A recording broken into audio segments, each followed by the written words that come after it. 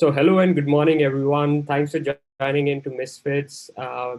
It's great Sunday morning, and I'm thankful to have all of you with us this morning. Misfits is our initiative to find the most impactful change makers in the Southeast Asia region.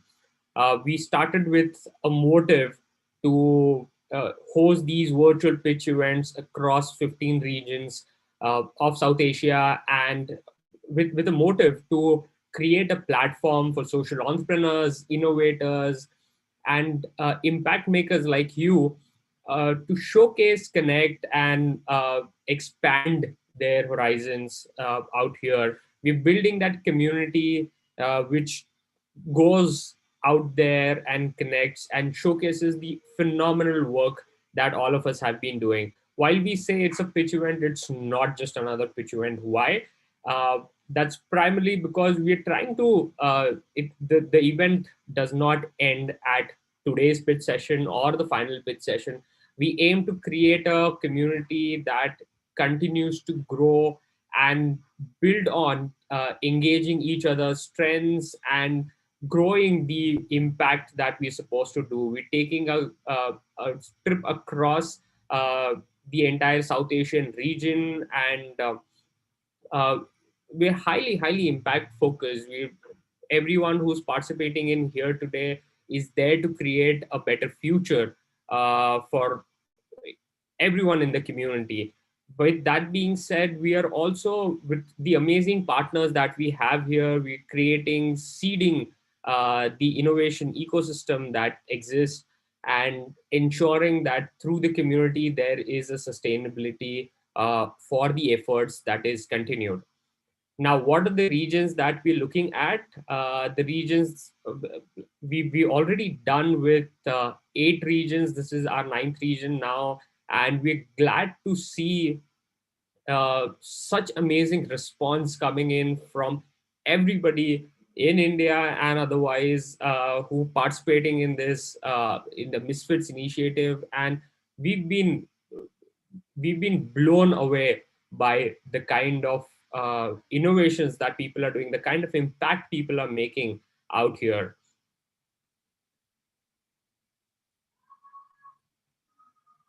And as I move forward, the next we've been supported by some amazing partners that we have here today. We're thankful to Telugu for supporting us in this entire journey, and I'm glad to have Startup India recognize our efforts and support us in taking the entire initiative forward.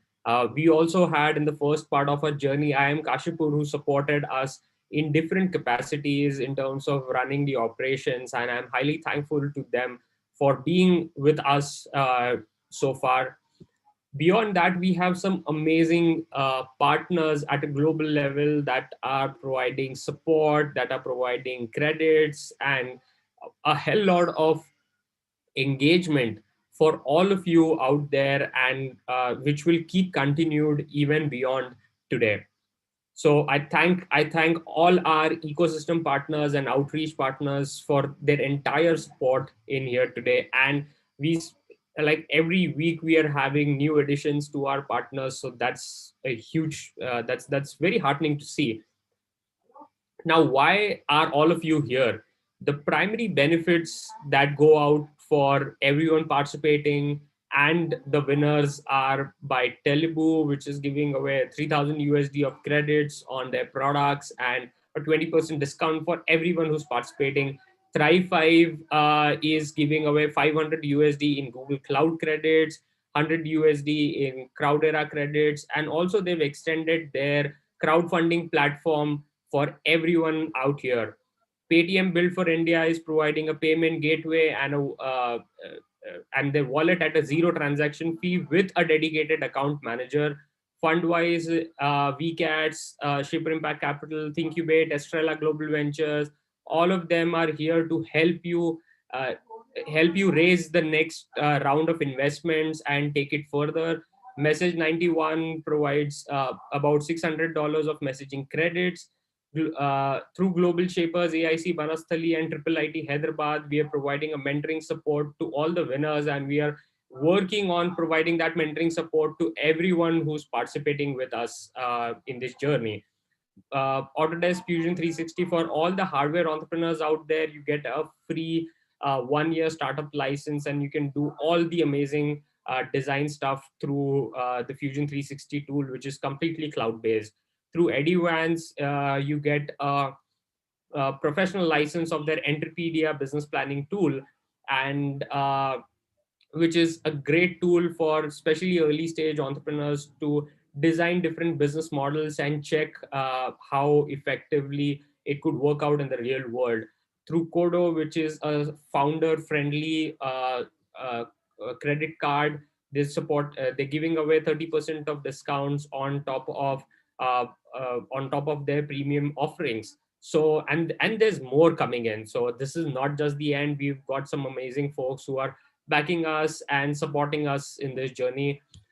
To give you a quick background into what we at Vruksh Ecosystems do. So we are primarily a think tank which is seeding innovation ecosystems. We came together with a purpose of fostering these ecosystems and democratizing knowledge sharing, working with local entrepreneurs on very specific problem statements that people face on ground, and uh, helping them build on their next steps in creating a better future for all of us.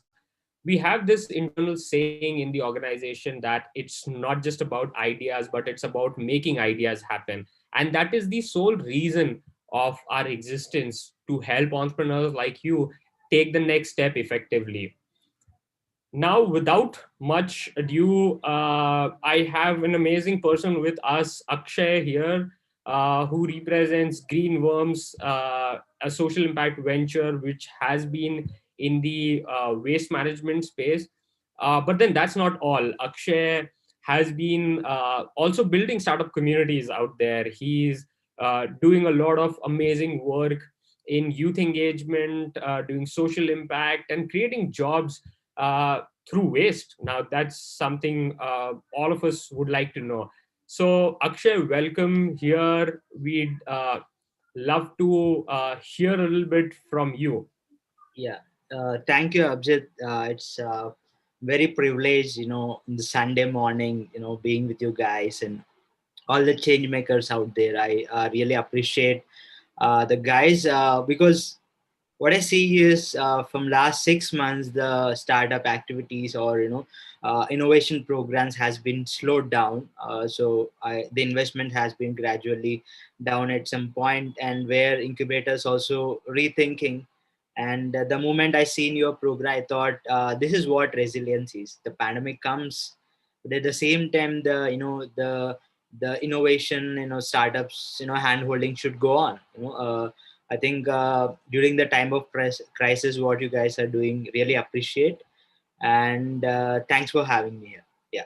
It's great to have you, Akshay, here. So, uh, I hear that you've been you started your journey with building startup communities out there, and then moving to Greenworms now. It's been like, I think it's been a jumpy ride out there. So could Right. you take us on those initial few days of yours on how did you really Right. start and then really move forward?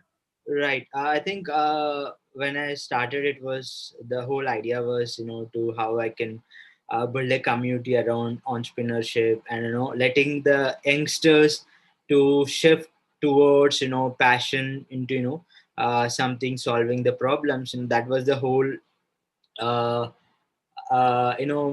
mission. And those days, I don't have any uh, great skill set or something, but what I during the course I have been keep on building. And as part of community building, one lifetime journey I have taken is, where we have made an initiative called Indian Startup Tour, where I traveled across India and met all the startup ecosystem, which includes, entrepreneurs, stayed at, startups offices, to understand what it takes for them to start up and what kind of problems they are addressing.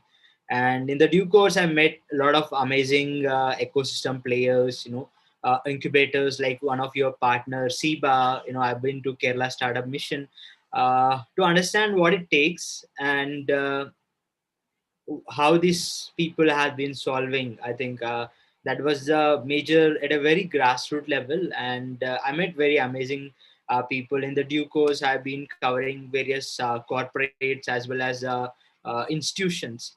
Where I found is, I think, a whole set of new way of transformation, from people looking from jobs to want to try out, or try to venture out irrespective of their skill set.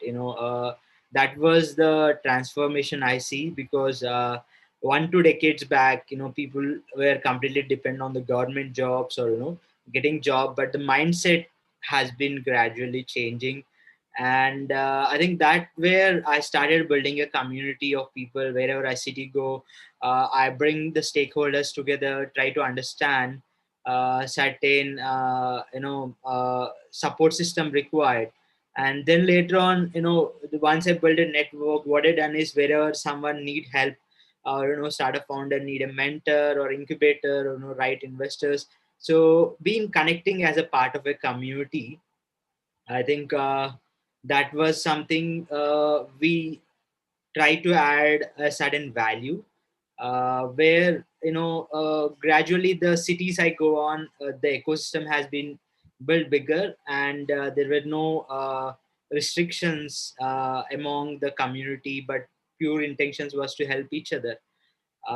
So that was a journey. And in the over 3 years, 16, 17, 18, I've been traveling continuously, and the ecosystem has been built and a war food in terms of, if you see Kerala, earlier we don't have any maker spaces or innovation labs.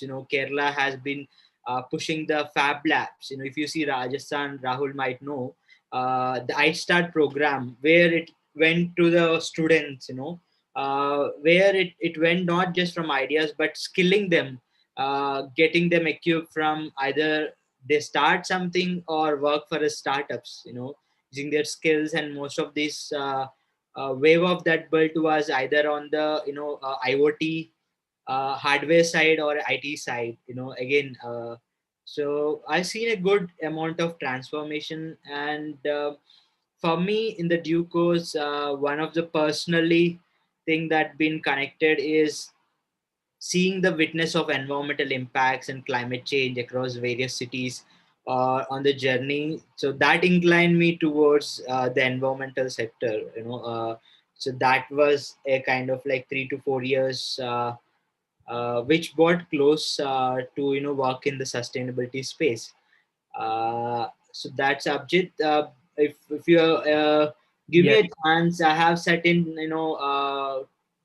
insights to give to the fellow social entrepreneurs. From my perspectives, can I go ahead? absolutely. So, one I'd specifically like to also point you towards, like you mentioned, you did this journey across India. Uh, like, what were like some of those? I know there has been a huge transformation that has happened, but you've seen that ecosystem being built uh, back in 2015, 14, those days, and today. Uh, Right. Maybe like could you touch upon like what has been the focus shift that we've seen so far? Right. The focus has been more earlier. Only few limited startups which are performing well. They get an opportunity to connect with the investors, or only very limited scope. But in 15 was a time where Startup India platform has been launched, and few corporates has come forward. Telangana government has T-Hub. So what happening is, it's not about earlier the ecosystem was all about there are startups which are doing well, let's support them through certain financial, or giving them market access and all. But what happened in the last 5 years was, whoever wants to start up something, whoever want to solve the problem, let's provide resources, infrastructure, and mentorship required. So that means, it's not just people who succeeded or ahead of it, but let's give an opportunity or a platform for the people to at least try out this, try to become a startup, or an innovator. I think that was the shift I significantly see, and that was a really right thing, because when you see the startup village in Kerala, because being a one of your partner, I'm very stressing, is when they started, they have been supporting the ideas, and helping them to get all the incubation services. But what you see in 2018 was they pivoted themselves to online platform, where they been a student led startups, whatever the students, they are trying to scale them up. And second is ask them to build a product, and then they have two options, whether they go full time on uh, getting the product into market, or pitch that to the companies and get them on board or acquired or something. So that kind of ecosystems really required, because the journey you started on something to solve waste crisis, or water, or some kind of a pain point, or a public infrastructure, or a public domain project. uh, you started with the mission, but at the same time we need to realize is it's not, maybe it's on your brand that you started, or you are teaming up with someone which is a part of a greater network, or a greater a platform to demonstrate. So what the perception over a period of time is, the people start up and they fail out. When they fail, or couldn't able to make out, people think that it's the end game. But what I seen on ground is, the people who've been started, done significant of investment, made something, even they failed, they've been a great contributors at a corporates, or very young startups, I mean well funded startups, where their experience has been turning into a driving force. That was a transformation I seen. Like earlier was, people try out something for 1 2 years, then if they couldn't make out, they go back to a job. But now people realize, it's not that, it's not necessary to be my own brand, but if whoever with the same mission, I can join the forces, and learn from my mistakes, and failures, and able to be the driving force for those startups in the similar domain. I think if you see a lot, there is no one losing out here. So Absolutely. people who start up, they will part of a great learning, and where they become a driving force or a catalyst for the other startups which are a bigger part. They are getting ESOPs or equity, right, or a well package. I see a transformation, and the mindset, the government or the parents, or the community. Uh, they also realized earlier the startup was like, people see there is no hope, but now people see their community is supporting. Earlier it was like startup means, if someone want to start up or take their innovation forward, there is a big no. But now the community with the resistance has been reduced, and they are trying to support. I think that been a great behavior shift we have seen. I think that's a thing to be. Uh, yeah, So, take us a little bit into what you've been doing at Green Worms. right, right. Before Abjit, I just have made some 10 points. I'll Sure. quickly take through. People. One is, when you have some idea or something, understand the market. Understand the various solution, because if you talk about waste management, it's very big, right? Every ecosystem, the industry is so big. You should be very specific. You should able to know your customer, who are going to buy, what is their income, how much they are able to pay. So deep dive and ready to admit even the scary things, or admit certain things that down this your idea or innovation might not work, because when you admit, you need to figure out how to pivot, right? And the second is, team. Build a diversified team. If you are just a team of coders, don't say that you all do. You need definitely finance or operation guys. So try to bring a diversified team.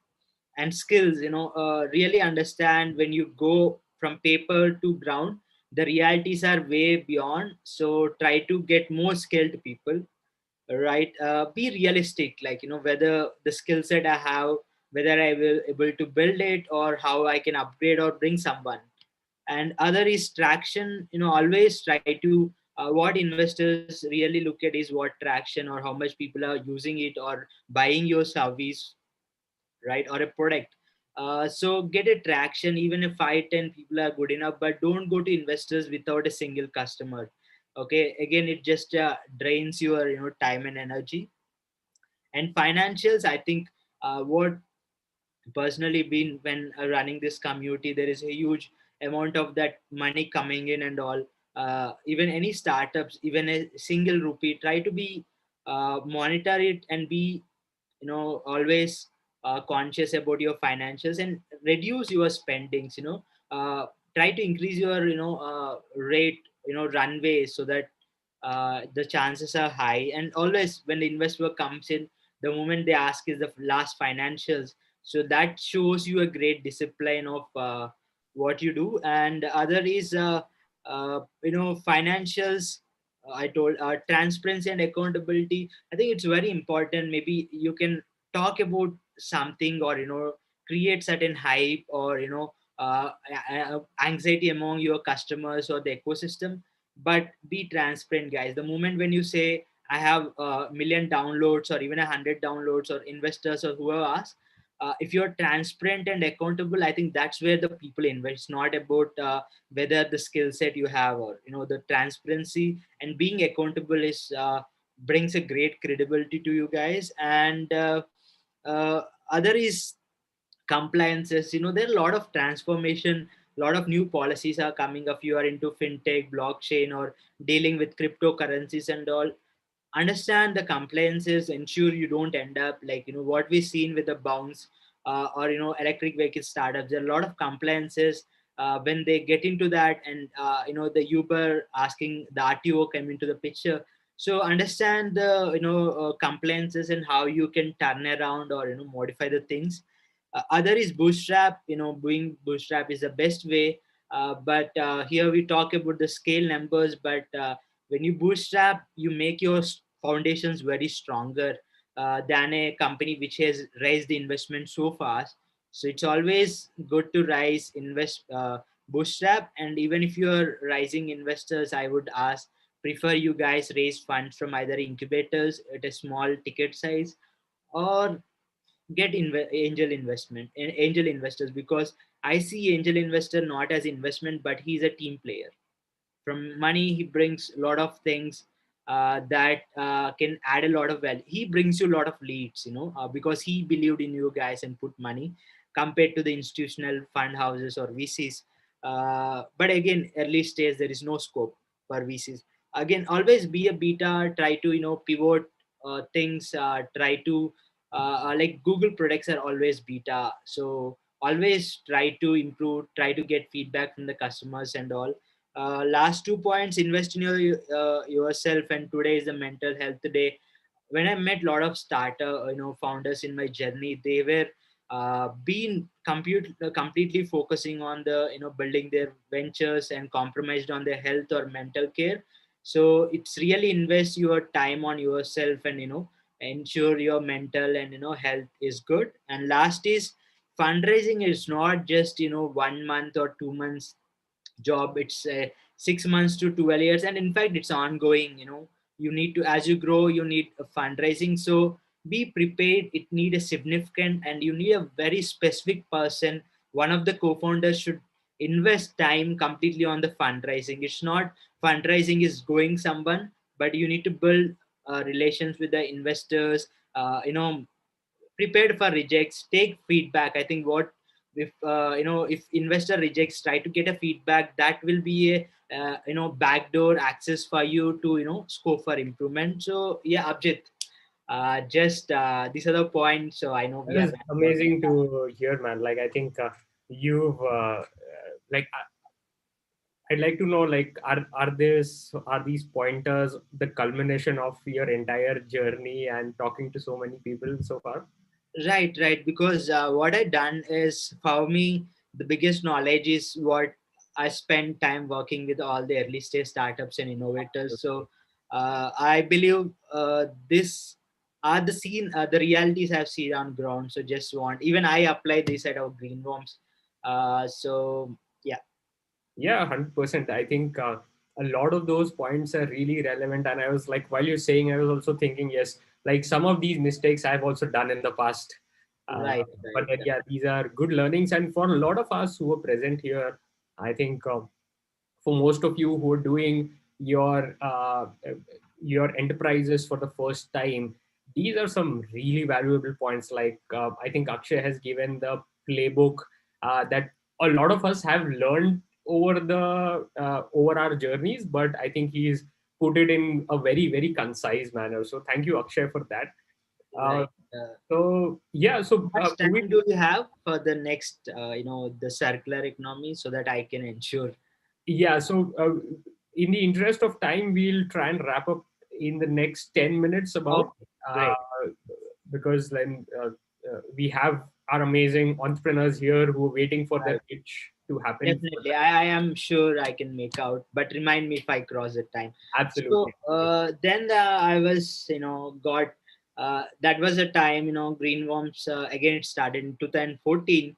And the CEO and the founder who started himself getting on ground and managing a waste in a village of, 300 kgs per day. And he built his team on ground, and the second employee was, he pitched to auto driver, I'm doing waste management, I need auto, and can you come on board for a salary of 10,000 rupees, in 2015. And the guy has onboarded, that was the Greenworm's second employee. And over a period of time, Greenworms has been working, like, we created 220 plus dignified jobs for women. So it was like completely bootstrapped waste management company, where we realized the waste crisis are very important. And year back, I got onboarded as a green moms officially. They onboarded me, why don't you come on board? And I'm the one of the co-founder, and offered me equity. And the reason I joined green moms was, it was a very young team. And the second is the crisis, waste management crisis. We never raised funds. It's just a completely a bootstrap built on brick by brick. And the last year revenue was 7 cr, and our team size is 25. And we have directly impacted around like 350 people, and out of which 220 are our own workers, and 80% of the women. uh, Amazing. so, we've been working with municipalities, try to develop infrastructure, and we work really on ground, from waste collection, recovery, and we recover 40 types of dry waste. You can imagine the level that segregation we do. And right now, the greenworms, what we are doing is, over the last 5 years, the team has built. And what we envision is, how can we engage the youth, to become wastepreneurs. So we are trying to, being in the waste sector, we can't go everywhere, as a company. So what we realized is, let's give a chance to the youth who wants to solve the waste crisis. And right now, through a wastepreneurs program, we are supporting youth to start their own venture in the waste management. And we invest in them, we provide them necessary resources. And ultimately, what we do is, we buy the waste from them. So what a value chain we are creating. And a kind of, these people are take the ownership, and able to do the things on ground. Because the when you hire people to do something work on ground, probably they are very limited. But when you ask some entrepreneur to start a venture to support our operations, is that's where, they take the ownership and drive forward. So green moms has been working in all the five southern Indian states, and Lakshadweep we have been working. And we are recovering a lot of uh, waste, in the circular economy. We'll be talking about it. So, Absolutely, absolutely. right, Abjit. So coming to the circular economy point, I think what we've seen in the industry so far, from the industrial revolution to now, is there is the followed. We have followed a linear approach. The waste been like, there is no accountability for the waste that's been generated by the companies, or any sort. It can be product based companies or service based companies, and all the set of stakeholders. And that has been, plastic and all those are like fantastic products. I never say plastic is something dangerous, but the way we deal with plastic, irresponsible disposal, or how we uh, you know designed, is something that we end up in the disaster now, in a plastic pandemic or a waste pandemic. But there is opportunity with the circular economy is being come into place. Basically, the circular economy is who are the product that been building or a service, try to create a whole circular loop, a closer loop, rather than putting some unconnected dots which will create a troublemakers. The circular loop is basically what are the product you built, what are the raw materials that been, and what happens when the product is being manufactured, and during selling, and after use, means post consumer use. So what is the end use of these products is something the circular economy tries to give us. Build a circular loop, where let's say you build a phone, like Apple, they ensure their 90% of their products are recycled, and they pay huge to recycling companies. So those product stewardship is very important, but they're only less than 20% of the companies in India or the globe are actually doing that. So if all the companies do it at least 70 to 80% rate, we don't able to see the waste crisis we are doing. Or it's not about the waste, because the moment when you do waste, make it useless, you are actually taking the resources. Because if you talk about, it's not we don't have infinite resources. So the idea is like how we can reduce the usage or how we can reuse is a whole circular economy about.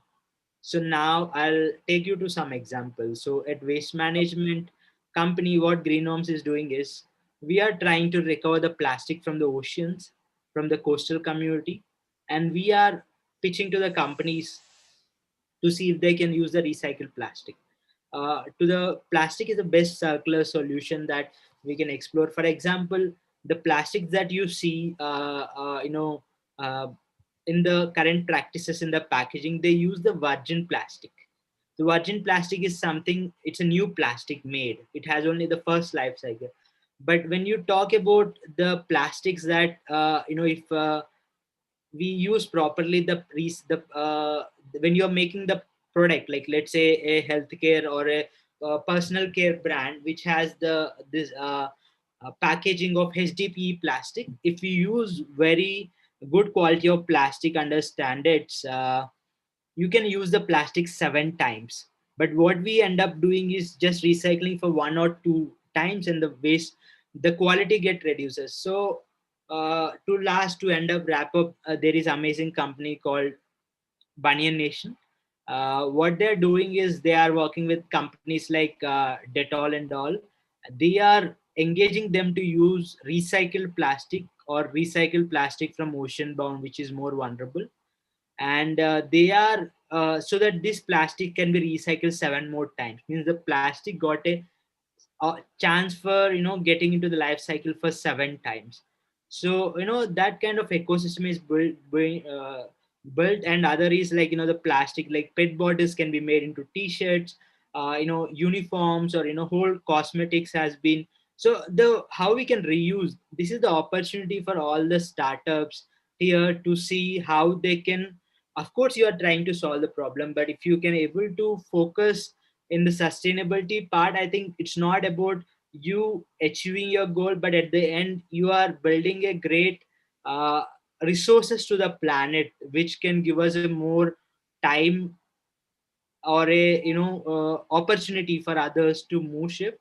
And other is like companies now, corporates are going nowhere, like policies like plastic waste management rules and extended producer responsibility.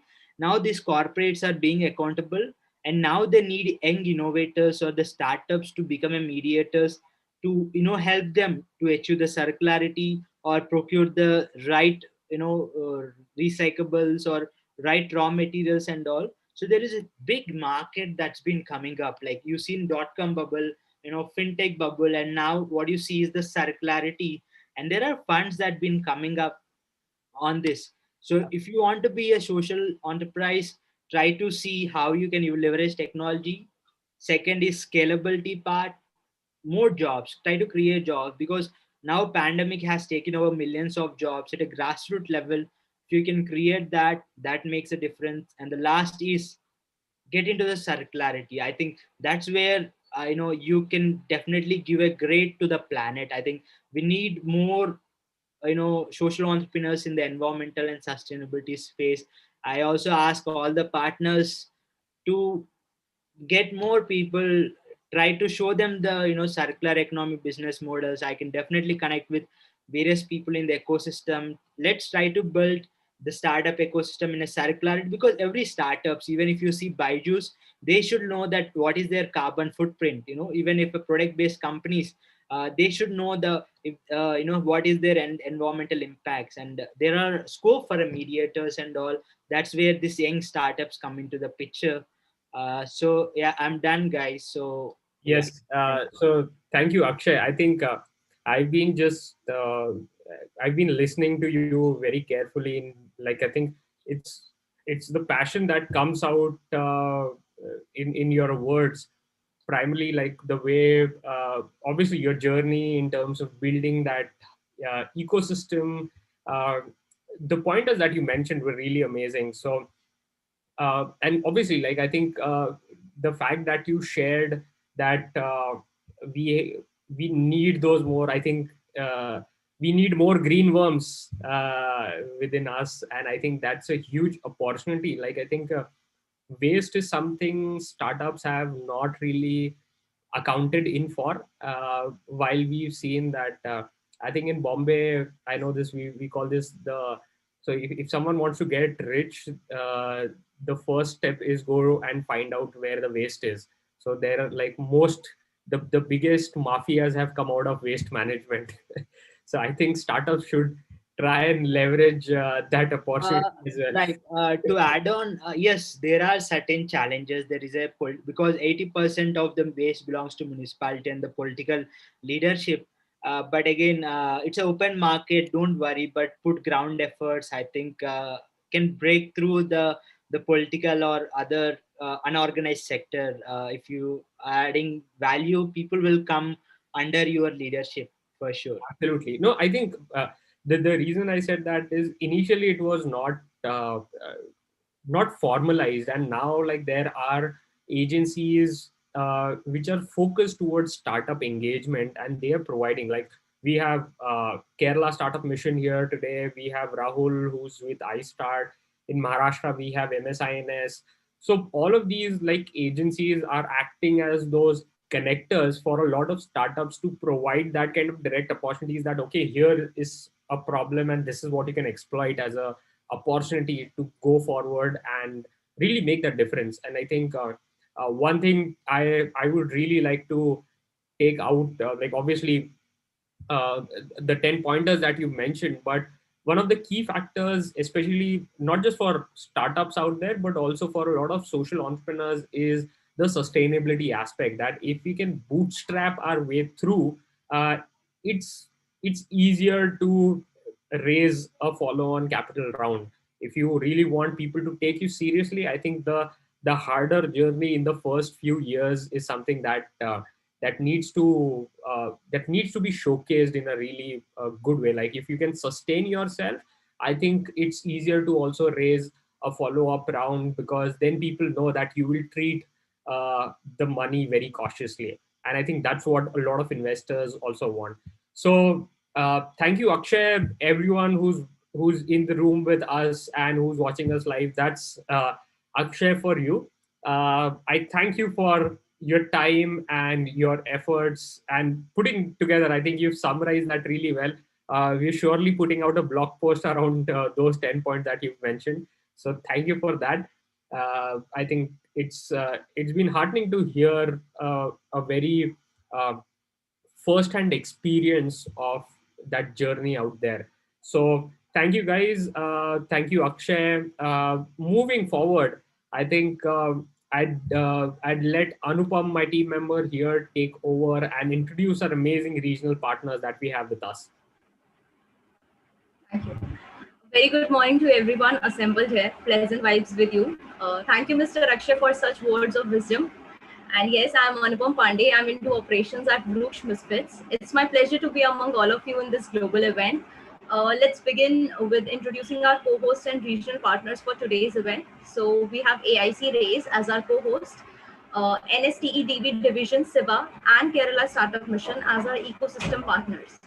I would request our co-host and regional partners to please share about their work and then we'll move forward. AIC Race, please go ahead and share about your work. Thank you, Anupam. Hi, everyone. I'm Dinesh Manikam, manager of AIC Rise Incubation Center. So first of all, we are very happy to be the co-host of the Misfits pitch presentation program, which is focusing on supporting social startups and social entrepreneurs, which is again the key focus area of AIC Rise as well. So AIC Rise is a startup incubation center located in Coimbatore, established under the Atal Innovation Mission of Niti Aayog.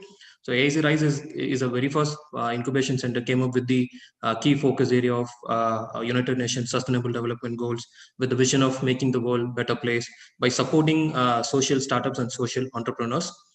So we have about 46 startups in our incubation and pre-incubation program currently, for whom we are bringing in various support systems like connecting them with industry experts and mentors, bringing them market connects, networkings, organizing startup-centric trainings and programs. And of course, we have a next-gen startup workplace located in Coimbatore. So in a span of 9 months, within a span of 9 months, our startups have raised about 350K USD of seed funds and investments. Along with, we have conducted 50 plus events and trainings on the startup ecosystem. And also we are moving forward with the vision of supporting another 150 startups in the next 4 years. And our final goal is to build a world-class dedicated startup ecosystem for social startups and social entrepreneurs. And once again, we are very happy to be the co-host of this session and looking forward to the wonderful pitches. Thank you. Thank you so much.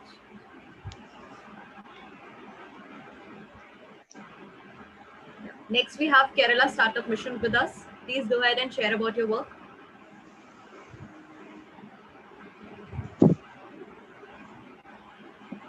Hi, am I audible? Yes, yeah. Okay. Myself, Sawad, I'm looking after business development activities in Kerala Startup Mission. So basically, Kerala Startup Mission is a government nodal agency to support startups.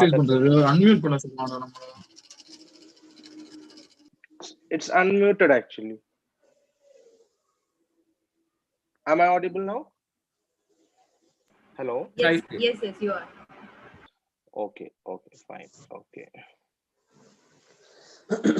Kerala Startup Mission is a government nodal agency to support startups in the state. It's started in 2006 and rebranded as Kerala Startup Mission by 2014. So it's purely a government organization to enrich startup culture in the state. Last year, we got award from Startup India as the top performer in India.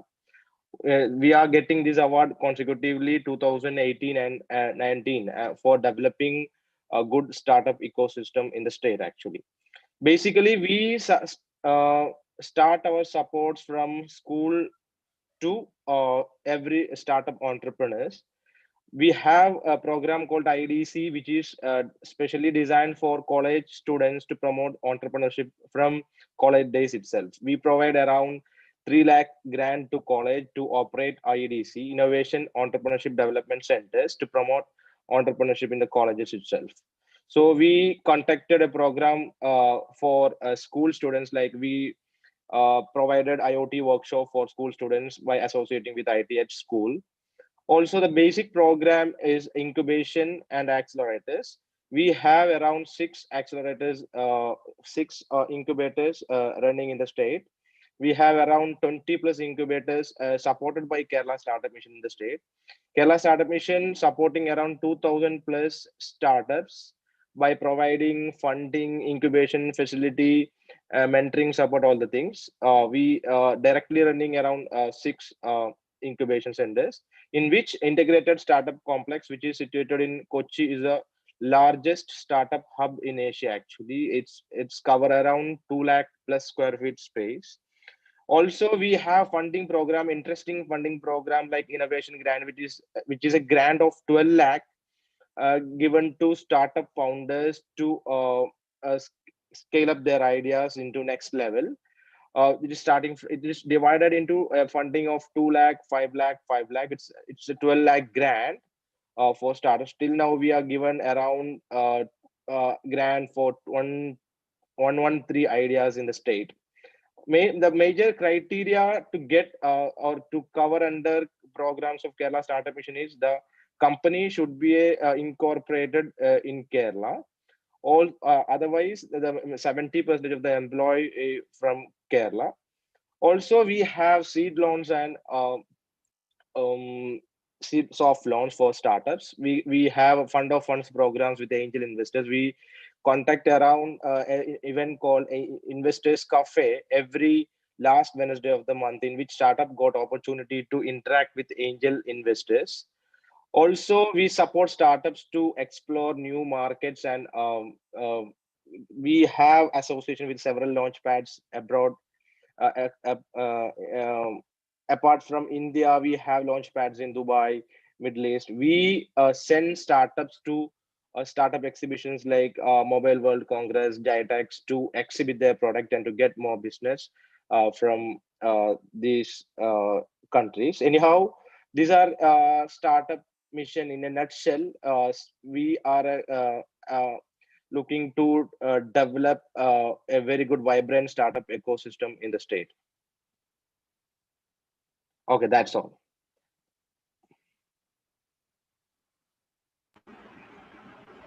Thank you so much. Yeah. Next, we have NSTEDB division SIBA.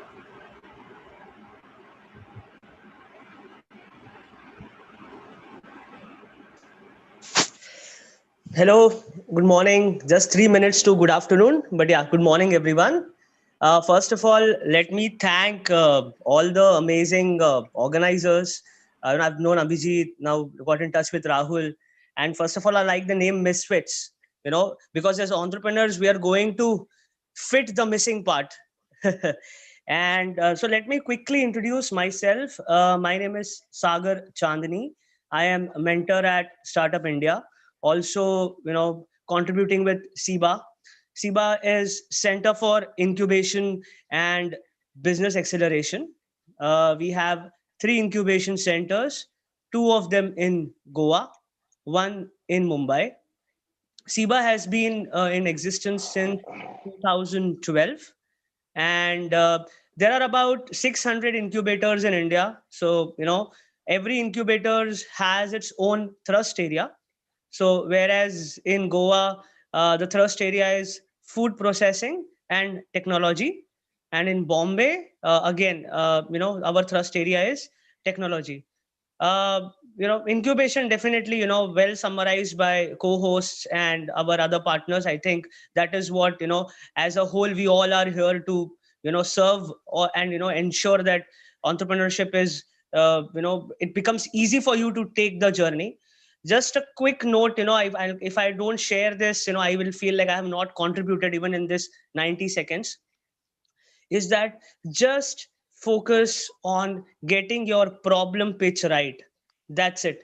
If you just work on whatever problems that you are going to solve, be it social entrepreneurship or otherwise, rest all you have, incubation centers, accelerators, and other these amazing organizers to help you. Just focus on that. Yeah.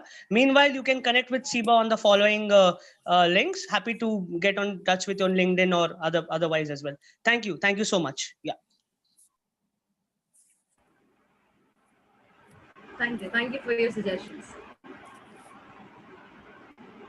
Great. Moving ahead, I would request Mr. Dinesh to take over from here.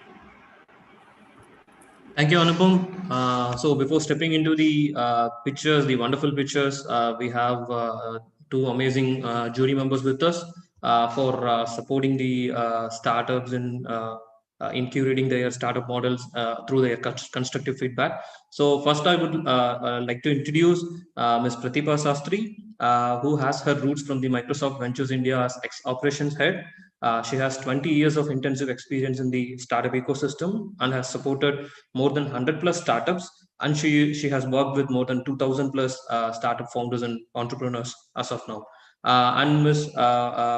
Pratibha is going to join while the pictures has started. And next we have an amazing jury member, Mr. Rahul Singh, startup mentor from iStart Rajasthan Initiative. So he's a tech evangelist with 10 plus years of experience in ICT based researchers, developments, and projects as well. So he always has a deeper enthusiasm for building the startup ecosystem and strengthening the startup communities, as he has also served as the former chapter director of Startup Grind Jaipur. So requesting Mr. Rahul to share a few words of encouragement to the participants before the pitch session. Dinesh, thank you so much for that kind introduction. I'll save that and use it for my own personal branding. So thank you so much. So guys, I just wanted to share my personal thoughts whenever any competition happens. So I believe everybody is a winner. The fact that you guys have taken up a risk to solve problems that are around you, and trying to take up entrepreneurship, innovation entrepreneurship, to be very very specific, and starting up and taking things ahead with a lot of grit and determination. I think that's in a nutshell all already makes you a winner. So whatever happens today, I don't think so you guys should think much about it. It's just that just keep going. There are a lot of times things don't work out the way you think or you imagine them to be, but nonetheless you are already working towards solving a problem. So just keep it going, and we are always there as ecosystem enablers and community builders to help you out. So yeah, I think that's it what I would like to say at this moment. All the best to all the amazing um, presenters that we are about to witness. Thank you, Rahul. So moving ahead with the pitch session, now it's time to hear from our change makers. So first we have the twin startups, which is backyard creators, focusing on supporting the differently able. So we welcome its founders, Mr. Raman and Mr. Lakshman, who are actually twins, and requesting them to proceed with the pitch.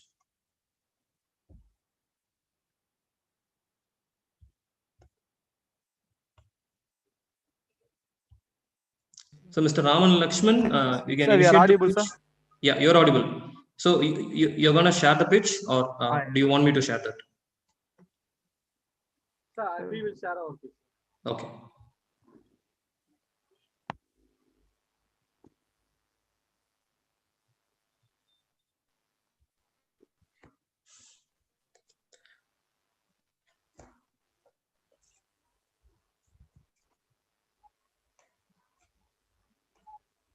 Hi, sir. We are Raman and Lakshman from Backyard Creators.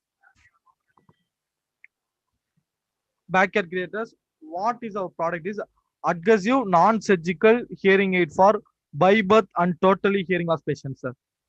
The what problem we are going to solve, which will create a impact on over 360 million people lives, sir. What problem we are mainly going to solve is there is a only solution for a by birth and totally hearing loss patient is called cochlear implantation, sir. What they are doing in a cochlear implantation is they are doing an open skull surgery, placing a magnified electrode inside the skull, sir. On doing this implantation surgery, the patients facing many problems like Mainly, they are doing a open skull surgery, and on placing a magnified electrode, they are unable to take an MRI, and they are unable to get near to the any metal because the head get attached, and they are unable to use a smartphone, and mainly they must done a surgery within 5 years. Like this, it has a many disadvantages, sir. And mainly the cost of the implantation is around some 6 to 10 lakhs per year. So we are overcome all those disadvantages, and we are providing a aggressive non-surgical hearing aid for by birth and totally hearing loss patients, sir. While using our product, they no need to done a open skull surgery, and it is suitable for all ages, and they can take an MRI. We are overcome all those disadvantages what the cochlear implantation have, and we are giving a very affordable to everyone because it must reach a everyone who able to buy like this. And mainly it will create an impact because the cost of the implantation is around some 6 to 10 lakhs. On this much of cost, many people are unable to do the implantation, while the cost reduced to very low, they are able to use, and it is our market opportunity. And in India, over 63 million people are affected with this by both and the total hearing loss. Hearing loss. It is a data about who are the market value and how many people are affected with by birth and total hearing loss, sir. And how our device work. What we are doing, we are giving a nerve impulse directly to the cochlea through auditory nerve, on giving that the by birth and total hearing loss patients are able to hear without doing a surgery. What innovation, what innovative and unique in our product is, we found that the auditory nerve has some special capability to understand the certain nerve impulse.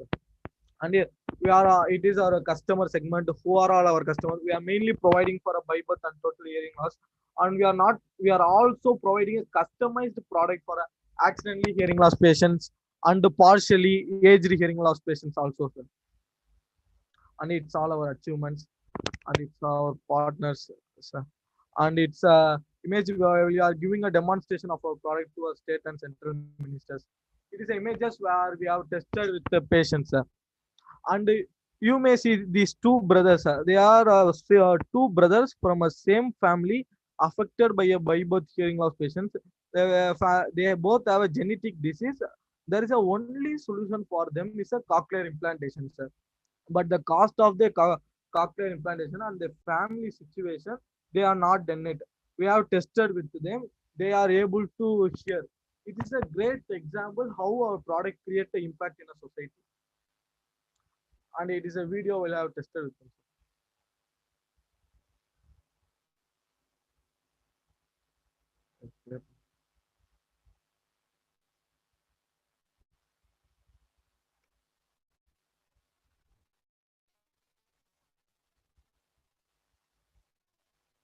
Sorry, sir, there is some issue.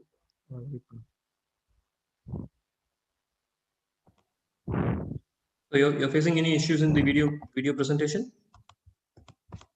Yes, sir. Yes, sir. Yes, sir. Now it's okay, sir. Okay.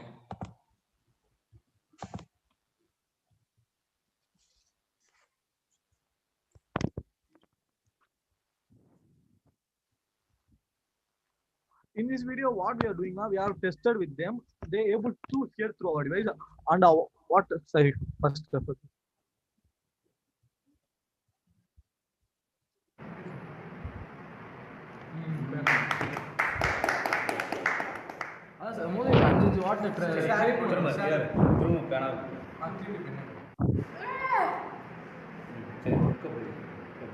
So you may see this video. The person tell book what problem you are facing while you are tested with the patient. Now they are not even hear any words from their birth. And what we are doing now, we are also able them to speak. From the birth, they are also unable to speak. After hearing through our device, they will speak. They hear a word book and they will speak. It is a great example. They will hear through our device. And also we want to train them, sir. Why means they did not we want to train them multiple times because they are don't know. If you tell the word book, they hear the word book, but they don't know visually how the book look like it. So we have to train them with multiple times. After that, they will able to speak also, sir, while using it. And thank you, sir. Thank you, Raman. So that's If a you have wonderful any, innovation for helping the differently able people. So let's hear from our jury members and our regional partners as well. So, Mr. Rahul, if you have any Q&As or suggestions on Yes, this I have product. two questions to ask to Raman. Yep. Raman, could you take me to your product slide, please? sir, to which slide, sir? Where so I do I wasn't able to come across a slide wherein you are showcasing the product that you have made. So just wanted to see how the product looks like. Do you have an image or do you have a photo wherein I can see? Yes, sir. So you may see in this photo, it is our first stage, but we have developed now. We are not including those images now. We are in R&D stage due to some security issues. We are not included that, sir. But Okay, in this photo, you may see it is in a beginning when we are starting our R&D. It is look like this, sir. okay. And here you have mentioned that your solution cost is somewhere around 20 to 25K.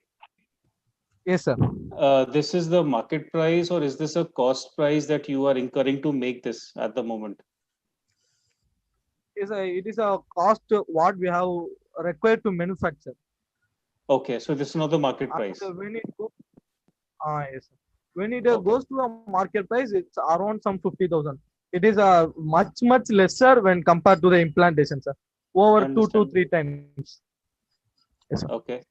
Okay. Yes, and mainly we are avoiding a surgery, open skull surgery, sir. Yes, I understand. The only issue I have with this is that, even if it's 50K, I mean, does this device have some kind of a battery, or how is it going to, Yes, remain sir. It is active? battery powered device. Okay. And how much will the battery cost, if it has to be purchased? So it is a lithium ion battery we are giving included, and we are also thinking about we are also doing R&D about solar based charger for this hearing Okay. aid, sir. We are Okay. not including a solar in hearing aid.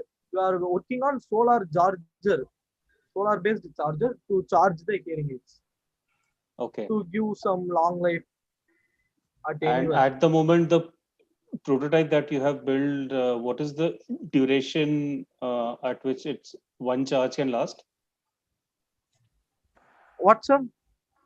For how long will one device be able to, operate after a full charge? It's around some 6 to 8 hours, sir. 6 to 8 hours. Okay. Yes, sir. We are in a R&D stage. So if you have if you add some more features and if you reduce up some power consumption during this research and development, it may increase quite. It may increase Okay. to 8 to 10 hours like that, sir. Okay. Great concept that you're working on, Raman. So all the best. And that's all. I don't have Thank any you, other sir. questions. Thank you, Rahul. Thank you, sir. And we have Ms. Pratibha Sastry here. And so Pratibha Sastry, you would have any Q&As or would like to have any interaction with the team, backyard creators?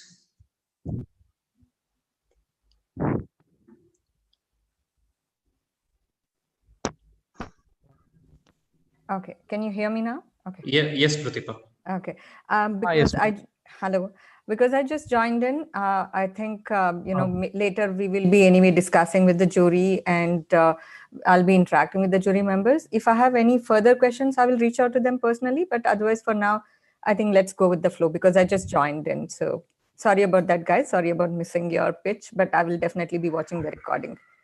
Thank you, Ms. Pratibha. And any other questions from the participants or the regional partners? Or else we can move ahead with the next pitch.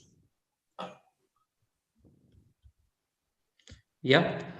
Thank you, Raman Lakshman. All the very best for your initiatives and for the product you're developing for supporting the differently able. So next we have Drona Automation, who is addressing one of India's challenging social need, the sewage cleaning, by providing their innovative automated robotic cleaning solution. So requesting the team, its founder, Mr. Suraj, to initiate the pitch. Yeah. Hi. Am I audible? Yes, Suraj. Yeah, I'll just share the screen in a few bit. Yeah.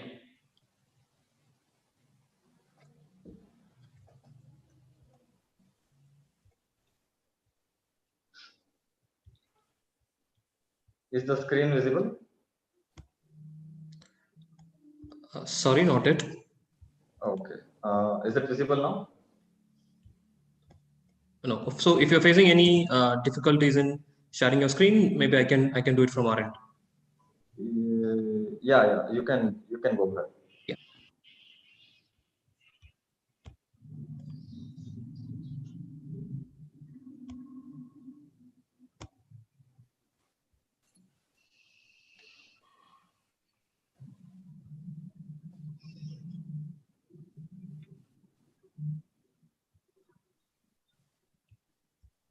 Yeah. So I think you can share the screen. Yeah, I'm sharing. I'm sharing. Thank you.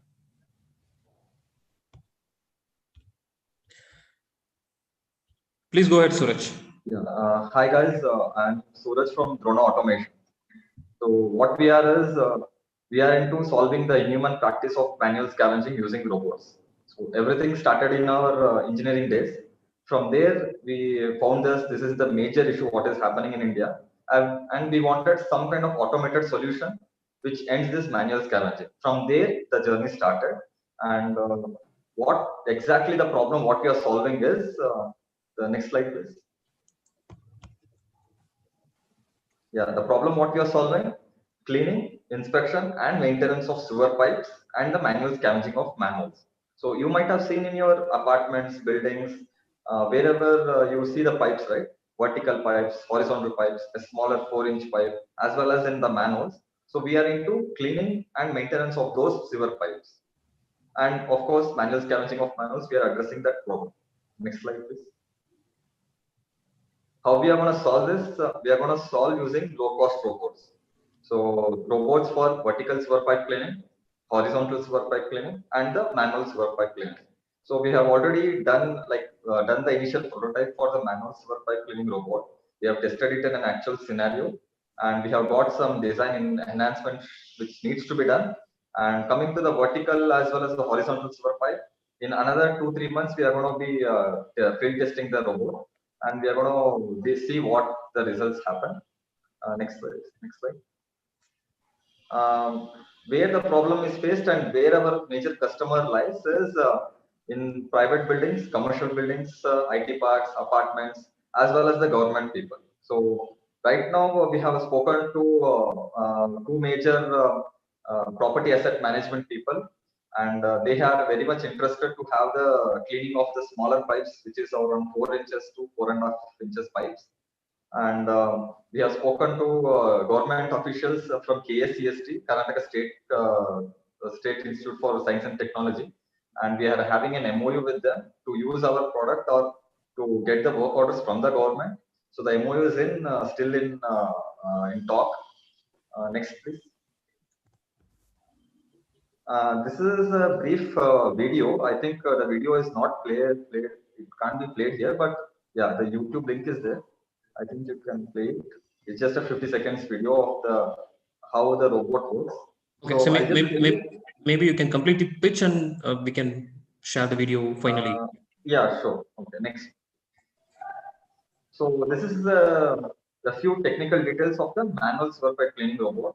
So what the robot does, we drag the entire robot, keep on top of the manhole, and we open the lid, manhole lid. So the robot goes vertically down, clamps itself to the walls of the manhole. Then again, there is a specified robot unit which goes inside the sewer pipe, expands according to the size. In India, the size is around 9 inches to 13 inches. So it expands according to the size. Then it goes on drilling and cleaning the base. And we have a camera system embedded.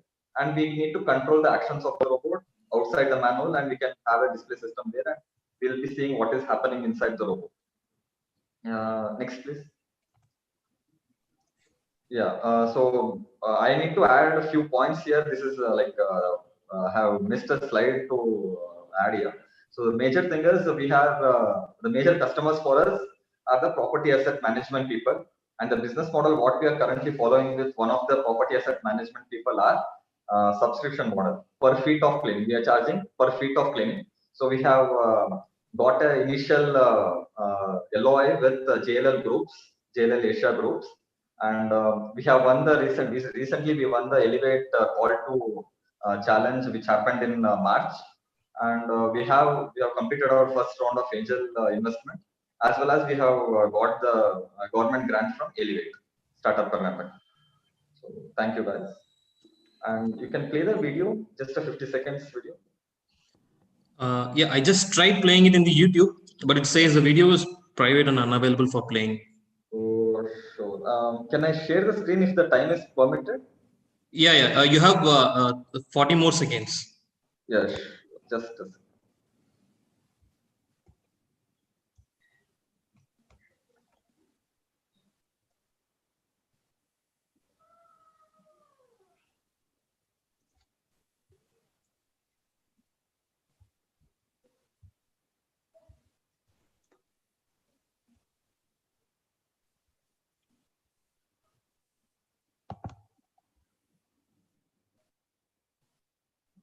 Is the screen visible?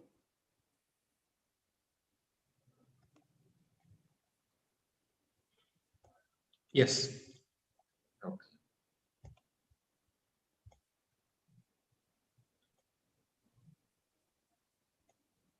Yeah, I'm playing the video. So we have tested this bot in a laboratory condition first, and this is the control system. And we have used all industry grade IP68 grade component. It's the bot which goes inside is completely waterproof. And this is the user panel where we need to control the actions of the bot. And you can see it's actually cleaning the waste. And we have kept a pushing and pulling capacity of 22 kg. And also, depending on the type of blockages, we can just alter the drill bit and can drill any type of blockage. And it expands according to the size of the pipe, and it stops automatically. And we have tested it in a real-time manual. We have did several tests in that particular manual, and we have found out some of the enhancements what needs to be done for. That's it. Thank you, Suraj. Over to jury members for Q&A.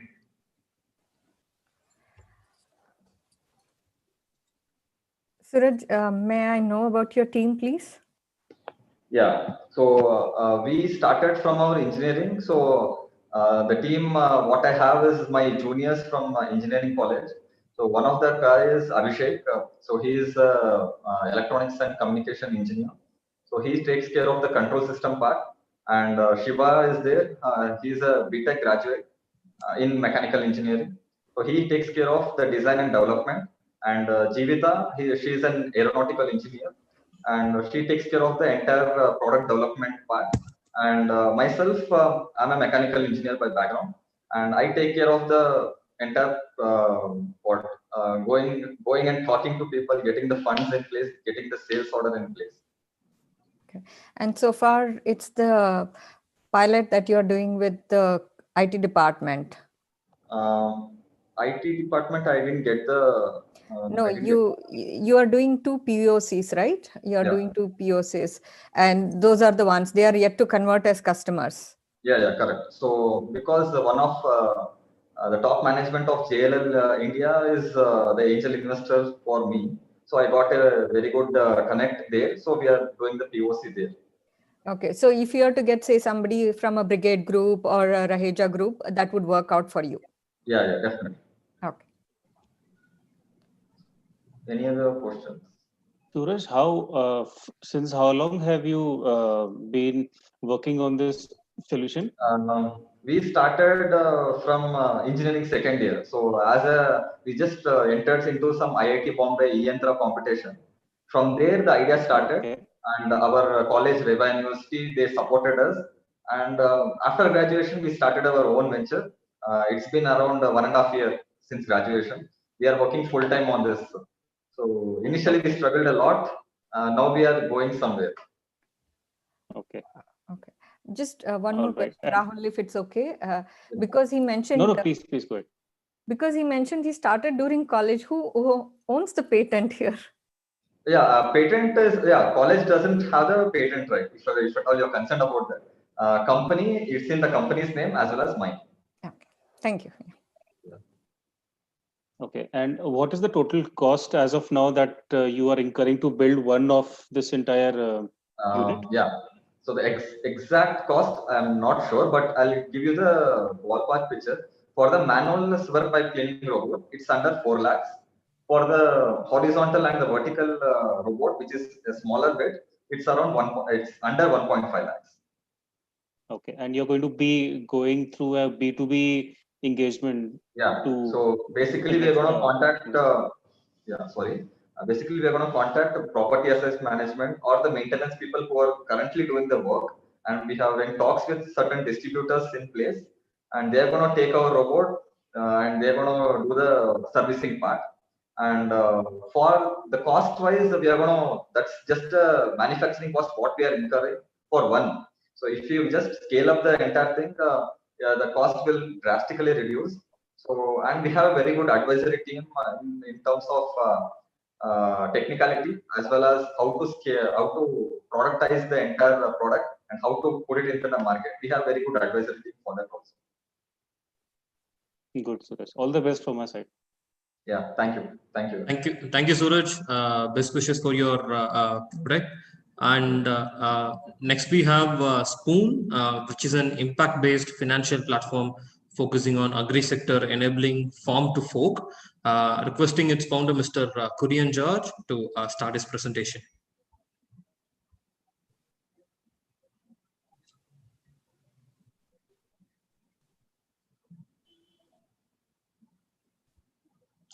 Mr. Kurian, please unmute yourself. I just did. So am I audible now? Yes. Yeah. So hi, good afternoon, team. I'm Kurian. I'm coming from Cochin, and we have a solution which is around an agri fintech. So our idea is to build an impact financial services platform, and with the word impact, we've actually chosen 3 sectors. We like to focus on agriculture, education, and energy.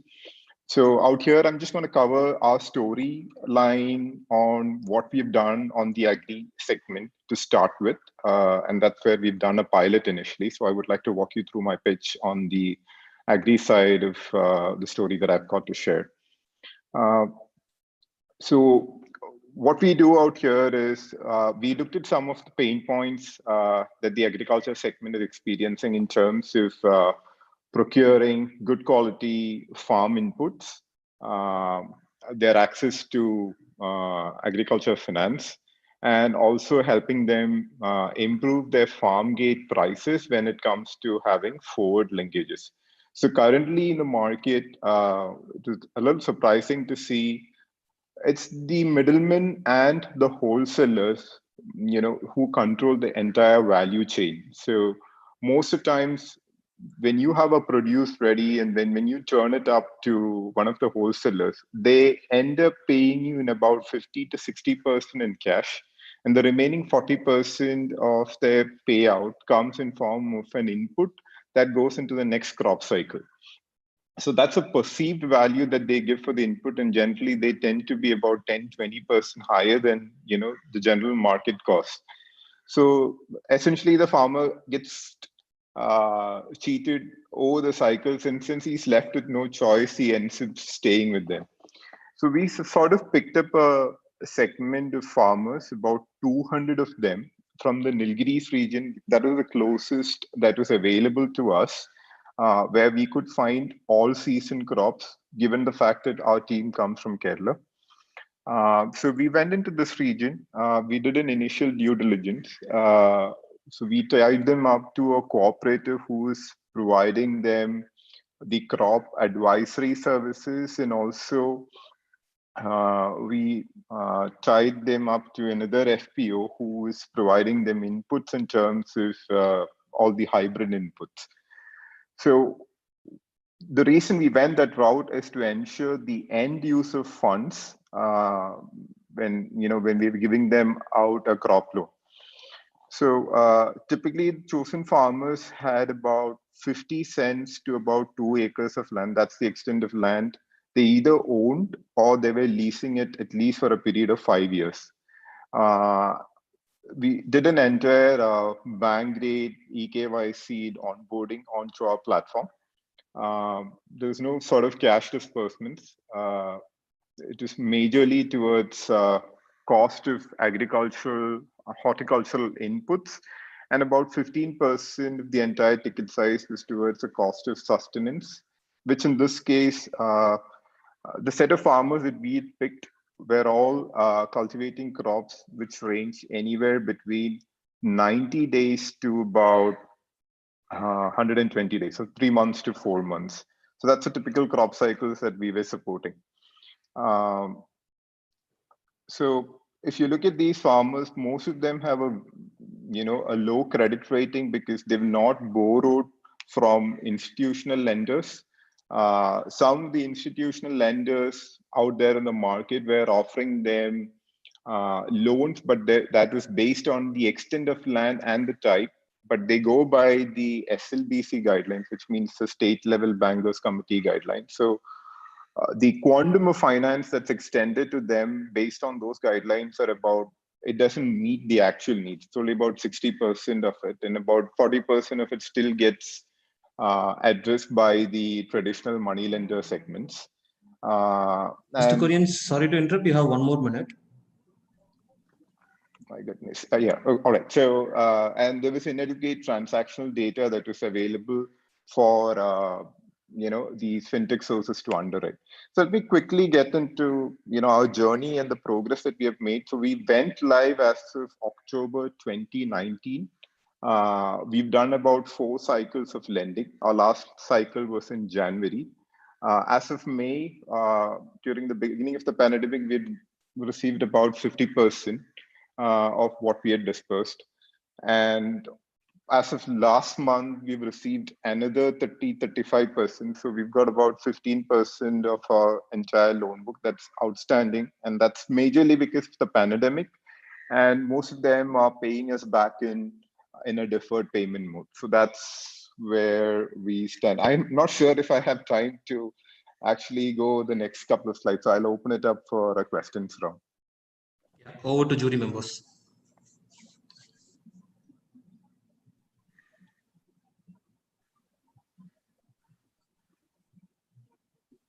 Okay. I just wanted to check, what's the amount that you give out? So, ma'am, that depends on the acreage of land that you hold. So our typical farmers come between 50 cents to 2 acres. So for an acre of land, we've given out about 1,10,000. Okay. And so far, how many in numbers? 77 to be precise. And this is over the last 1 year? 4 months. So we between October 2019 and our last disbursement was in Jan 2020. Okay. We wanted to do more, but then, this particular region, even though the lockdown is over, the hill stations in Tamil Nadu are pretty much controlled and you can't have free access, and the logistics is still a little bit of an issue. Okay, but since you started in October 2019, I mean, the pandemic, for all practical purpose here in India was from March 2020.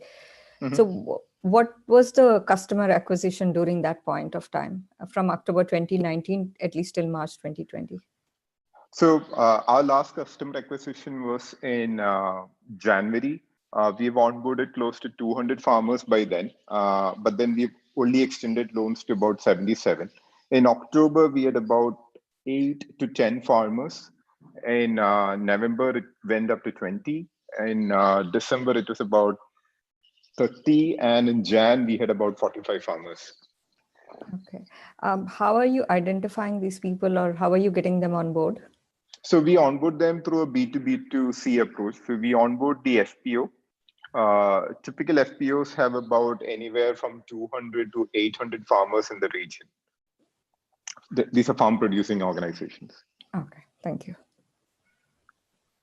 Corinne, I just want to know your views on the recent agri reforms that have been announced. What is your take? So pretty much if you see, there isn't much of an uprising towards the south, because the south states in the south were pretty much open to farmers selling outside the APMCs and mandis. So by and large, they look supportive. The new reforms look supportive to us. So when the farmer is not bound towards selling into an APMC and where we have a free right, and in most cases where we have financed, the crop is hypothecated to us, and wherein we have a first of right to the the produce. That's how we lend. So it isn't much of an issue to us, and overall it looks supportive to us. Okay, thanks, Kurian. I have no further questions. I'm Yeah, fine thank too. you. Thank you. Okay, thank you, jury members, and thanks to Mr. Korean for addressing the needs of foremost community of any nation, the farmers. Best wishes for your work. And next we have Bio India, an online marketplace for biofuels and organic waste. I'm inviting its founder, Mr. Kishan, to take over the pitch.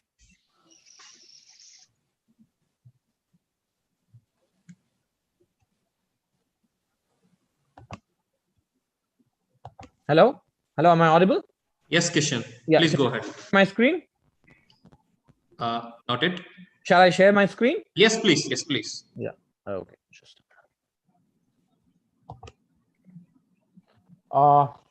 Visible? Yes, Kishan.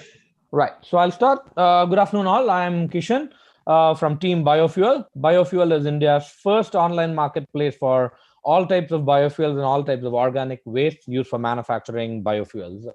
At Biofuel, we believe we are solving large problems of high greenhouse gas emissions, high fossil fuel consumption and imports, and improper management of organic wastes in India, leading to low rural income.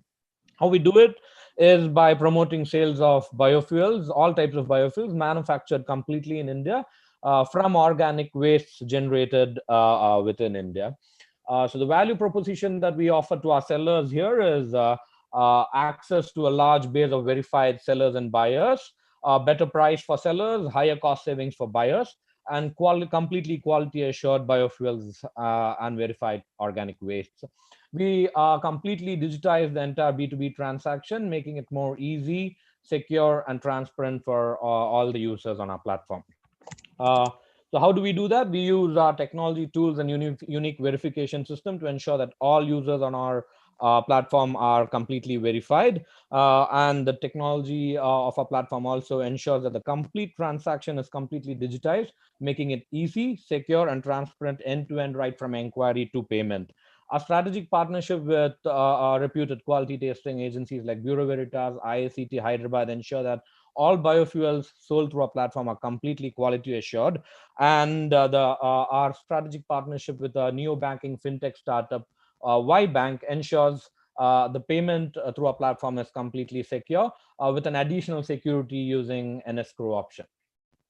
So we like to believe that the entire fuels market is open for biofuels, as we deal with all types of biofuels and organic wastes. So the total market size that we are looking at is $291 billion US, with an addressable market as an assumption of 2% substitution, with biofuels being $5.82 billion US. That's our financial projections on a post-pandemic situation, which we believe is reasonably conservative. We can discuss that as we go through.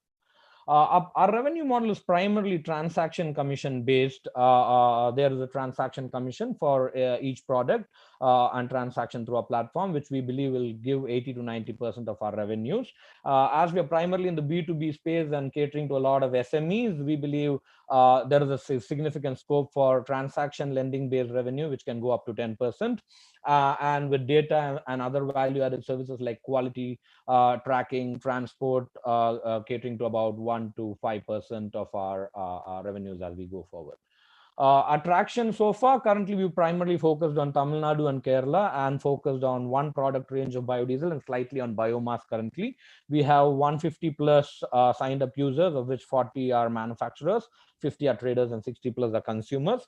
We're targeting to reach at least 2,000 by Jan 2021. Our goal would be to be 6,000, but at least 2,000, with a manufacturer base of at least 300 and a trader consumer base of at least 1,700, which is a decent size for an ecosystem to be built for automatically transactions getting pulled in. We're targeting a volume of at least 10,000 metric tons per month by Jan 2021, And we're looking at a break-even volume of at least 12,000 metric tons per month is where we would think we would be breaking even. We are a hipster, hacker, hustler kind of a startup. So I am Kishan Karunakaran. I have 12 plus years of experience in the biofuel sector across the biofuel value chain in India and also in Middle East and Southeast Asia. Venkat Selvan is our CTO. He's a passionate techie with 6+ years of experience in developing technology products and solutions. Sumant is a new age marketer. Is our CMO. He is passionate about digital marketing with 4+ years of experience in digital marketing. And our operations in charge, Mr. Prasad Nair, is a passionate social entrepreneur who pioneered used cooking oil to biodiesel in Kerala, ably advised by Radhakrishnan Balagopal with 16+ years of experience on technology, and Kiran Karunakaran with 16+ years of experience in management consulting. We're asking about 1 crore to start with at a 10% stake. 50% of that would go primarily in market acquisition, marketing, and market talent acquisition. 30% would go towards technology development and technology support and technology talent acquisition, and 20% would go towards strategic partnerships. So in short, we're asking for people to support biofuel in our journey to substitute at least 30% of India's complete fuel consumption with biofuels and ensure at least 60% of all unutilized organic waste going for biofuel manufacturing. Thank you. Thank you, Kishan. That's exactly 5 minutes. Thanks for the timing, Pitch. Over to jury members for Q&A. Thanks, Akla. Hello? It's B2B and B2C, right? No, we're primarily only B2B, only B2B. So when you say consumers, 60, whom are you talking about? So consumers are so anybody who consumes diesel, anybody who consumes biomass briquettes and pellets, cement manufacturers use dry biomass, any biomass. So all of them end up as consumers for us. Okay. And what's the kind of marketing that you are currently doing? I did see the CMO and the digital marketing experience, but you're talking about traders, you're talking about, factories. So how is it that you're going about acquiring them? Yeah. So currently, currently the first leg is the near customers whom we've already been associated with. Me having been in the field for 12+ years, we've already been able to acquire 150 of them, mostly all traders, consumer manufacturers that I've dealt with. This, in addition to this, the associations of Biomass Association, Biodiesel Association, we'll be plugging into them to connect to more manufacturers and more consumers. That's one thing. And we're looking to be a part of exhibitions for both fuels and infrastructure segments, which are significant fuel consumers, to onboard more clients as we go forward. So that's the offline field of marketing. We already have field players. We have employees across the field targeting SME consumers across Tamil Nadu and Kerala currently. So that's the offline marketing, and the online marketing is to directly connect at the decision CXO level of companies that are large consumers and are looking at sustainability as an option. Okay. And the strategic alliances that you mentioned, who are the kind of people that you'd be looking at? So currently we are already with Bureau Veritas for the quality testing, IACT Hyderabad with quality testing, also with Cochin Test House now. YBank and Procurely is a neo-banking startup that looks to that does the payment solution for us, because our payments are large payments, typical value being upwards of 1 lakh, with an escrow option for more payment security for the buyer and seller. Going forward, we are looking at more strategic partnerships, like to be in the biodiesel segment, to be partnering with some retailer, as now government has opened up door delivery of diesel. So door delivery of biodiesel is also opened up, and so to be linked them to some retailers who would be interested in biodiesel. We've been able to develop biodiesel retailers across almost all districts of Tamil Nadu currently, and 2 districts of Kerala. So that's a supply chain that we'll have to build. So that's another strategic partnership that we are looking at. And we'd also love to get strategic partnership with some company that would be able to offer kind of a sustainability certificate for switching to biofuels. So I think those aspects would help us grow at a faster pace. I'm okay. All right. So Kishan, first of all, very, very impressive brand name. Biofuel and biofuel both, sound the same. So it's very, very smart choice. 2 questions I have for you. One is, are there any regulatory risks involved in your business, since you will be trading in biofuels?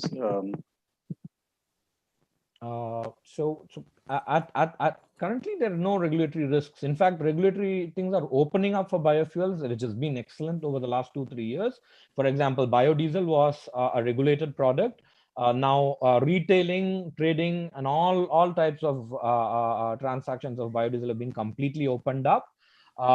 Even in terms of organic wastes also, used cooking oil was extremely regulated in India, which is now again regulatory wise has been opened up, that they should be going only for biodiesel manufacturing. So over the last 2 to 4 years, regulatory has been more favorable for biofuels, even in terms of bio CNG, which is a concept that is replacing LPG. Retailing has been opened up and complete trading has been opened up over the last 1 year.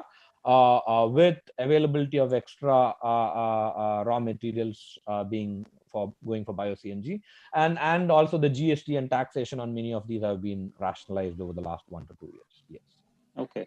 And my last question is, the investment raise that you are asking for, is this your first raise, or have you done it previously?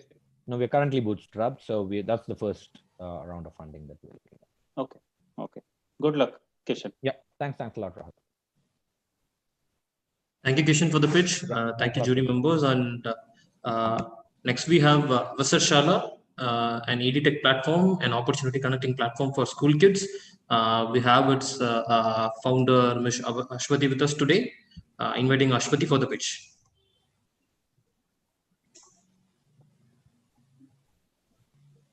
Yeah, hi. Is my screen visible? Yes, Ashwati.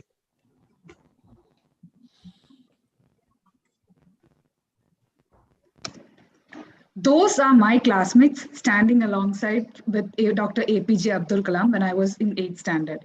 I was one of the bright students at school, but I still don't know how or when my peers got selected into this event. That pinch of this missed opportunity, I can still feel it. Parents are always on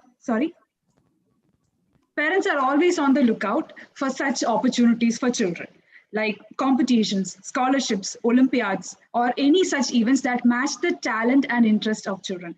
They almost always come with a deadline, and parents often miss it. And just like me, most parents and children don't even know that such opportunities exist. Avasarshala is one such platform that curates competitions and all the avenues for children that happen regionally, nationally, and internationally, and curates it for the parents and personalizes it based on the age, location, and interest for the children, and gives timely reminders for these events based on their interest and their talents. So we are a mobile app that allows parents and children to browse through the opportunities and register or save for later the events that they're interested in, and get notified about the event dates and deadlines so that they don't miss it. And for the past 8 months, we have been running our pilot to do the market research. And we have 300 paid subscribers for our platform right now. We covered 6 cities, and almost 800 customers are waitlisted until our mobile app launches. And we have covered 1,900 odd events, which are from the regional, national, and international data. And what we have seen is parents actually value this kind of information, and we have employed a subscription model for the same. They pay 1,200 per year, and that is the model that we follow. Now, this is an ecosystem that brings together parents, event organizers, talent enablers, and a lot of other players. And what we see is a promotional model as a new revenue stream that can be fashioned out of the whole ecosystem. And customer lifetime is for 3 years. And why we know this is because in the last pilot that we ran, 60% customer renewed their subscription. So we know how our customer looks like. She's a mother from a middle-class family from the Tier 1 and Tier 2 cities with 1 or 2 children studying in the international schools or a private school. They usually fall under the age group of 6 to 14. And how we have reached them is through direct channels and online channels. We have interacted with these people, and we know how and what they want. from a platform like this. We see potential partnership in schools and sports and arts academia. The kids service market is a 20,000 crore market, and we have an addressable market of 3,760 crore. Of this, we are looking to have an obtainable market of a 10 crore slice. We have a very healthy competition in this segment, but what keeps us apart from the rest of our competitors is the recommendation engine that we have, which allows us to personalize the events and the avenues that we give for the children. So this is me, Ashwati Venugopal. I'm the co-founder, joined by my co-founder, Sandeep. Both of us together bring 15 plus years of corporate and entrepreneurial experience. I'm an ex-Amazon employee, and I have been part of many fellowship and leadership programs, such as Kectel Leadership Program, We Do Asian Rising Star, and Vital Voices Grow Fellowship. Sandeep is an IIM Bangalore alumnus, and he has been an entrepreneur in residence with Startup Chile in his previous organization. We have been internationally recognized, and we were one of the top 10 purpose-driven innovation trends by Bridge for Billions. That's a Madrid and New York-based social enterprise ecosystem. And we were selected as one of the top 30 most inspiring digital innovations by Partos in Netherlands. But what actually makes us stick is the impact that we have created among the children who use our Shala. So we have seen 10x plus opportunity awareness for them. And here are some of the success stories when their interest and talents match with the kind of avenues that we send them to. So we dream with children, and we invite you to join with us. And that's all from my side. I'm open to question and answers. Thank you, Ashwati. Over to jury members for Q&As to Ashwati. Okay. Thanks so much, Ashwati. I actually was trying to recollect what was it that I missed, and that was a very long time ago. So there was no digital media at that point of time. But having said that, I was looking at your customer acquisition cost. I was more interested in that. 750, it's kind of high. Have you looked at what is it that you could do to bring that down? Yes. So right now, as I said, we have been reaching our customers through many direct high touch points, and 750 has been the cost that we have incurred because this was the market research. We had to have a lot of interaction, and we wanted to really understand the customer before we onboard them. Going ahead, we are trying to reduce this through a lot of other things. One is B2B2C model, that is partnering with schools. And another is that we have tested out a method of engagement that is a club model. We did this in the months of April, and this was fairly successful. So this is one method that we really would like to explore in the coming, once we are actually launching and relaunching the app and creating that buzz, the club model would be one thing that we'll be exploring. Okay. And why is the customer lifetime value only 2250? So that's the 3 years is the amount of time that we can get the parents with our, that's the from the in data points that we have collected from our experience with the customers. They will stay with us for 3 years, and the best part is it's a lock-in. Like once they subscribe, they are with us for that period. So it's actually a good thing for us. But at the same time, we know that after 3 years, they probably would be moving out. That's because we are serving a very niche market, and K-12 is always subject to a lot of other things like entrance exams, and even the board exams would also affect a lot of their interests and their engagement with the platform. So this is why we have kept the lifetime as 3 years. And with that in mind and the customer acquisition cost, this is the lifetime value that we can create with the subscription model that we have right now. Okay, so you are looking at something else, some other model that you would like to test out? Yes, that's the promotional model. As I said, this right now we have the subscribers, we have the event organizers. It's a very small ecosystem we created right now. But this has other players that can come in, and then we can open up a new revenue stream like the promotional model. Okay, I'm okay, Rahul. Okay. Thanks. Ashwati, could you give me a picture as to what kind of an event do you organize under your format? So we curate events. We don't organize events as of yet. Okay. So I'll show you this. These are the few children who have been able to use our platform and make a lot of be part of events that actually change their life. Like I can show you a few, like Isha from Coimbatore. She was selected as Star of Tamil Nadu. It was a music event. Fairly high. I mean, like she was covered by a lot of newspapers, and it really gave her a good platform. We have Aisha, who was also selected through the Foil Young Poet of the Year. You can see her in the international opportunities over there. So these kind of events really give them a platform and change their life. And there are other events like the Kochi Kids League, which is a football, kids league kind of experience. And then there are other small events which are like WWF, Wildlife Quest. Then there is the Young World Quest. All these kind of platforms, even if they don't win prizes, they're actually learning a lot from that and building a confidence that can help them grow in their area of interest. So that's what we are actually looking at. So we have identified 20 plus areas of interest that children would have. And based on this, we are curating the competitions, international leadership programs, all these kind of avenues for them. Okay. So do any of your events also require parents to be a part of it, or it's just for kids? All these events are having, like children are the participants, but right now, since everything is digital, it's just the format of the competition that makes it, the parents will have to involve, where either if it's a video, then the recording should be done by the parents. That's all. And depending upon the, like if there's another scholarship, BRICS Math scholarship, the onboarding and like they have to enter their details and register. This has to be done by the parents, but after that the children can take over from them. So yes, the parents would have to be involved at all stages. That's why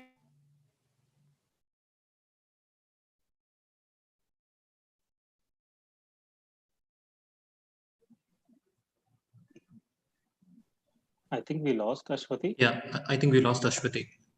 Okay. Okay. Okay, we can move ahead. Yeah. Thanks to Ashwati for such kind of a platform. I would be glad to have such kind of a platform during my schooling, where we'll have an international exposure and awareness opportunities as well. So thanks to Ashwati and Avasashala team, best wishes for their upcoming works. And next we have Hyperstack, a blockchain-based document management ecosystem, working with their dedicated blockchain-based platform solution. So we have its founder, Mr. David, with us today. David, you can go ahead with the pitch.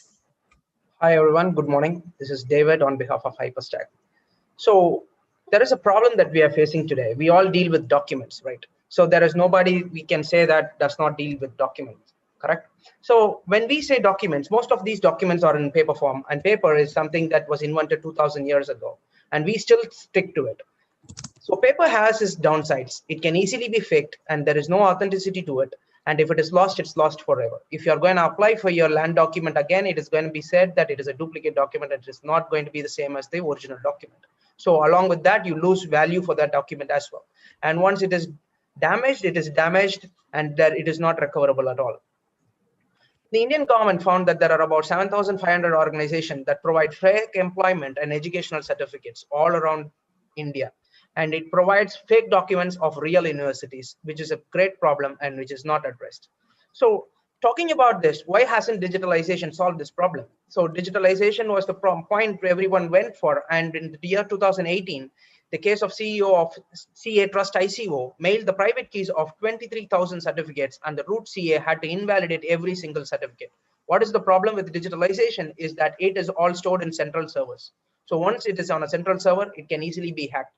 Even the Prime Minister's social media can be hacked, right? So the data corrupts over time and it can easily be manipulated and it is hackable. The solution is blockchain.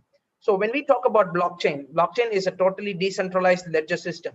And how we are implementing here is that when we put a document on blockchain, the document becomes totally immutable and it is tamper-proof. It is irreversible. No alterations can be done. If at all an alteration has to be done, it is done to a transaction, and that transaction is again stored somewhere. And the history of a document is completely stored forever and is legally accepted all over the world by the United Nations itself. Blockchain is the evolutionary step, and we all are looking forward to blockchain to take over, right? But there is a problem when using blockchain. There is a lot of complicated steps involved in assessing any decentralized application. What we do here in Hyperstack is to take all these complications to the backend and give the people a solution that can be easily approached and used just like they're using their social media. It can be LinkedIn, Facebook. If they can use it, they can use Hyperstack. So we do have competitors in the market, and we prove to be better than them in every possible way. So let's take this magic quadrant. Hyperstack is smart because it takes away all the complications to the backend, and it is also very easy to use. Anybody can use it. If they can use their social media, it can be used, and it provides utmost satisfaction to the user. It is compared to the rest of the decentralized application that uses blockchain, which will make the user go nuts with their application. Blockchain can, Hyperstack can provide something very easy to use. And according to the Chronicle and Cointelegraph, the educational institutions will soon adopt blockchain as their solution to provide certificates very soon, and it is going to explode. Let's take a sneak peek onto the application. We have our MVP ready. So this is how the home screen would look like for the user. The user comes in, he sees the home screen. He would have a few templates that are available already that he can directly use. If not, they can create their own blank document. Let's say the user clicks on it, so creating a blank document. It comes here and it looks something like this. So the user can have a title, they can give a description to their document, and they can attach the PDF file here. So once the PDF file is attached, it only depends who is going to sign this document. So it can be an institution, it can be a person, and it can be n number of people. So the providing party can be n number, the receiving party can be n number. Once the document, details have been filled here, it can be directly published on the blockchain and can be verified any point in time for rest of history. So this is how the document will look as soon as it's got signed. So the document will have a QR code, and the QR code can be scanned from anywhere, and it would be authenticated from any point in time. So it will also have the data of who signed the document. So the most important thing about Hyperstack here is that it does not just authenticate the document, it authenticates the provider as well. It can be a company, it can be the people who are signing the document. So who are our target markets? It is colleges, private companies, commodities, certificate providers, and etc. The market size, when we talk to education side, we see that there are about 26 million graduates every single year, and 350,000 colleges and universities worldwide, and there are about 1.9 million companies registered. This is a business model. It is free for the users, especially the students who are using it. They can easily scan their document, verify their document, and that is the pricing model there. It is a freemium model. And when a company comes in and registered, we register them for just $60, and for every single certificate is just going to be 7 cents.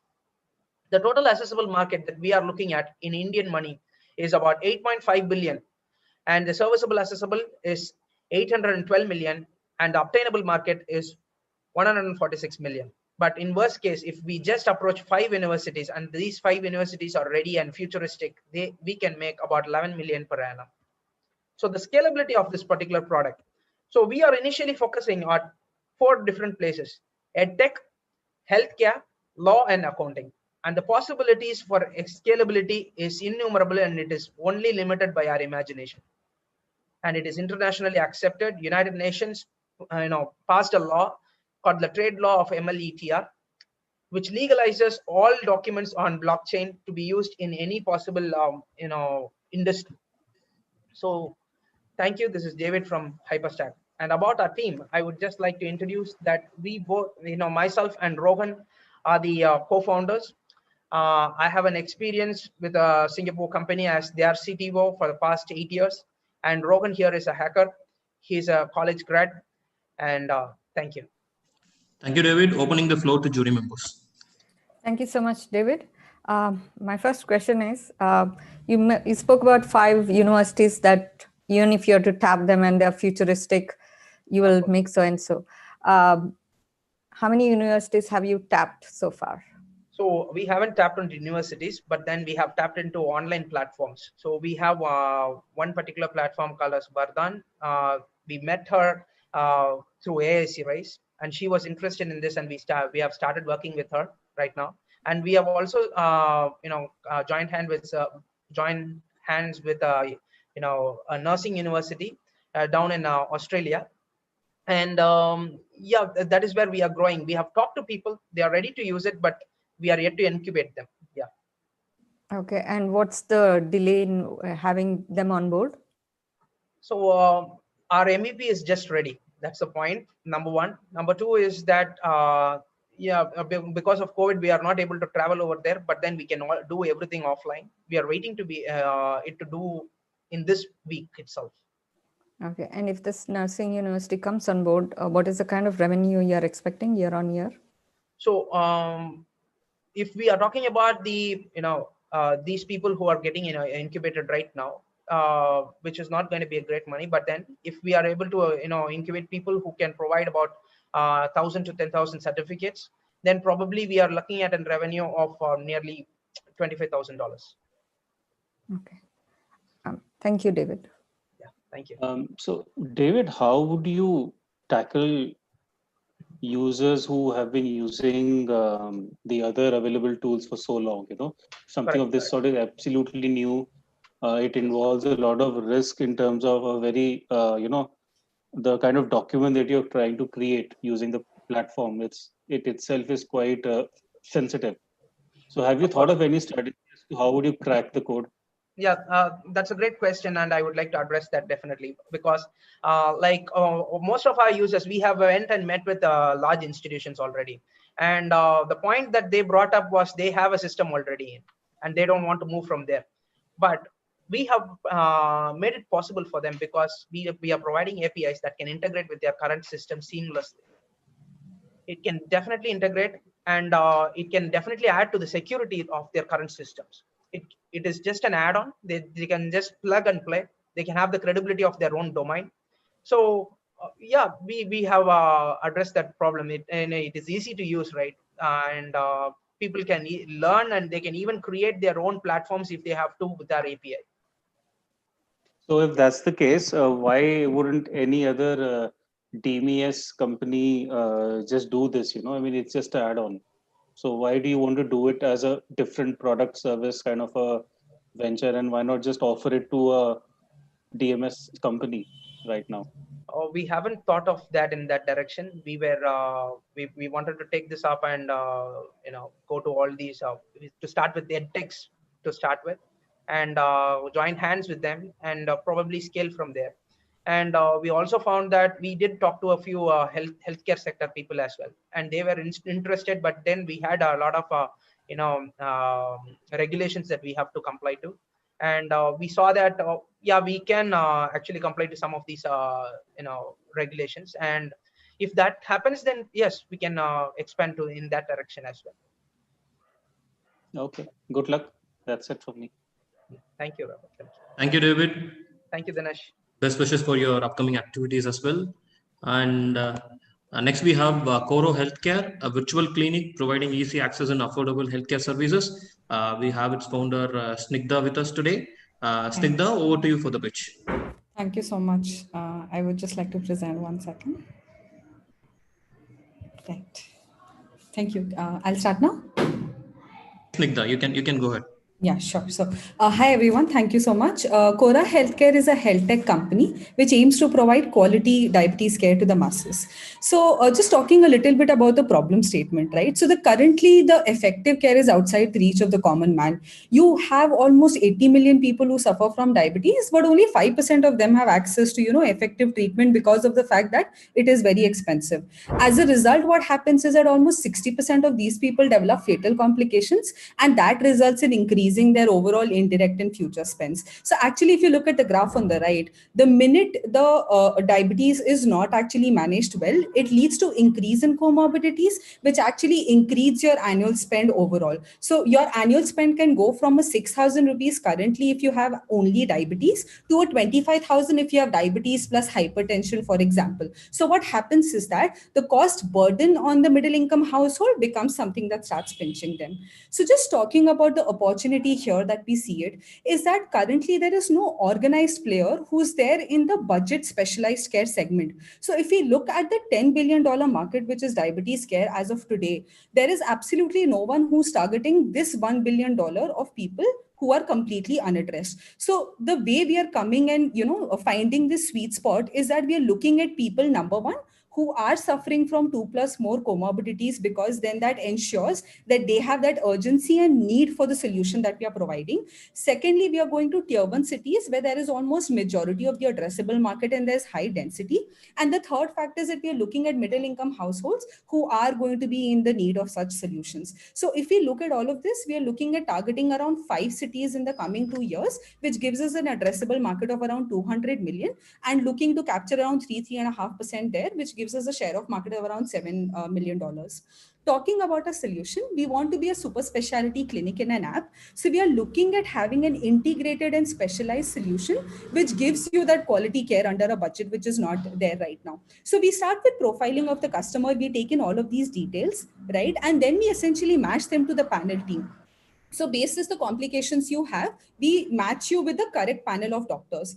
This allows us to do a perfect diagnosis of you. Once the diagnosis has been done, we then move on to the consumable sections of it. So the entire part which comes up to a lot of the people is that the medicines, when you are having 2 or more diseases, tend to be very unaffordable. So we are trying to bring in that entire affordability in the medicines and nutrition by doing centralized buying and reducing almost 20% cost just in the medicine and the nutritional part by giving affordable generics.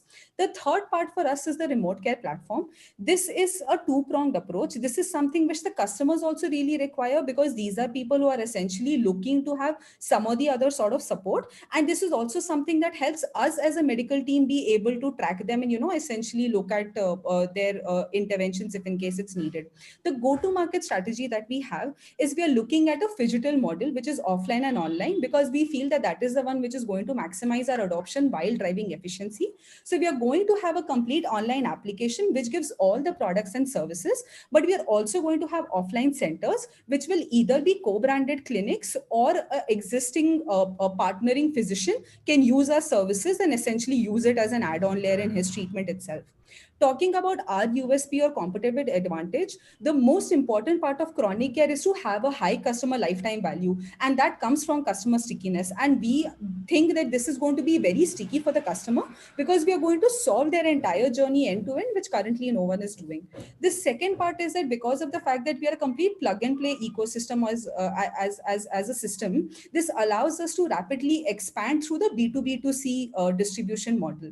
The third part is that most of the people are looking to do precision care, but the missing part over there is to be able to get as much data to be able to harness, certain digital models out of that. So because of the fact that the entire customer life journey is with us, we will be having a lot of this data, which we can harness and essentially create, digital twins out of these people. Just talking a little bit about the team, we are 2 co-founders, me and Shijit. We both have almost 20 years of experience together. Both of us are ex-flipsters, and we come from a very sound understanding of the entire e-commerce and online part as well as the retail part.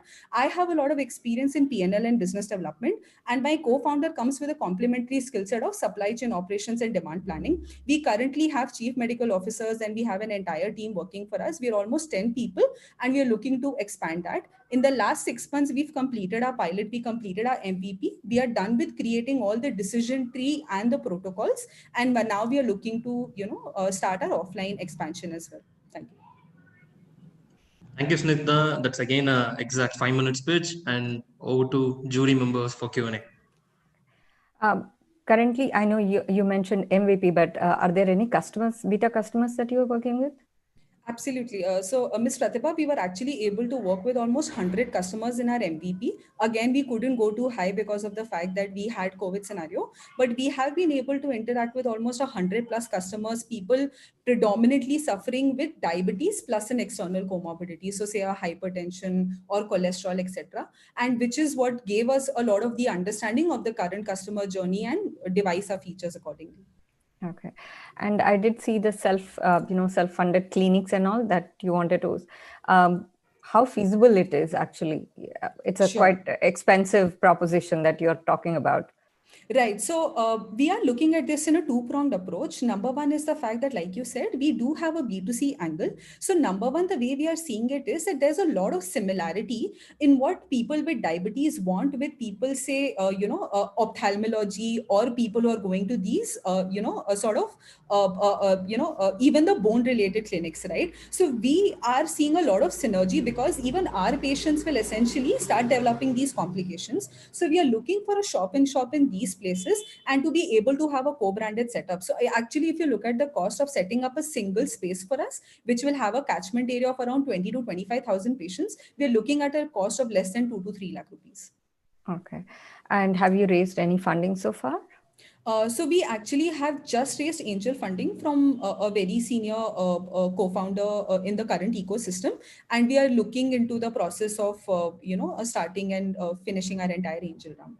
Okay, I'm fine. Thank you so much. Thank you.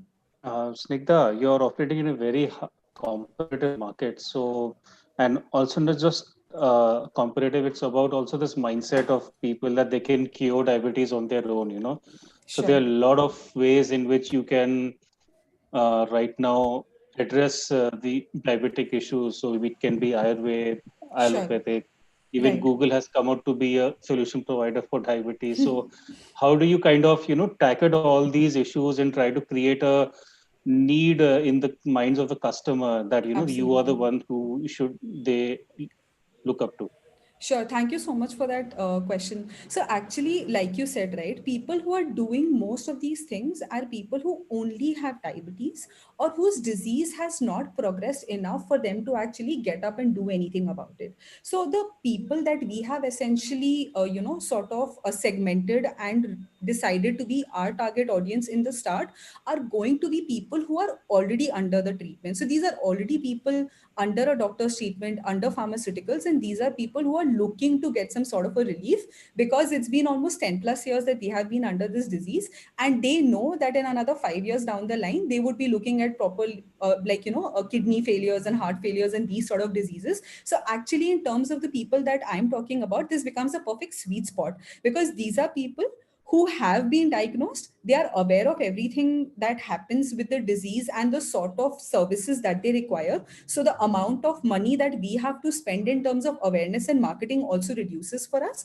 And also, these are people who have that urgency because they know that there's something bad coming up in the future in terms of the indirect costs. Yeah, I do understand that, but again, I don't know how convincing it'll be, you know, for them to leave whatever they have been doing and come to you guys, you know. So that is something Sure. which you may have to sort of think around. Sure. But yeah, it's a good concept. Obviously, it's people are in dire need of such things. So Right. yeah, Sure. Could I just add to that last point? So, yeah, like you sure. said, most of the clinics or most of the competitions that exist currently, right, will essentially be doing just diabetes or it'll be doing just hypertension. The way we are looking at is we are going to manage the entire customer journey the minute he is diagnosed till the end. So, we are going to have tie-ups with eye clinics, with renal clinics for retinopathy, for neuropathy, right? And people need that sort of a support when they know that these are the sort of checkups that they have to do. So, sort of the incentive mechanisms that I get as being an ecosystem player, right, is something that becomes extremely different from me compared to the other players into the market. Okay, but I'll be glad if you end up curing people rather than, you know, making them part of the value chain for years, you know. So No, um, absolutely.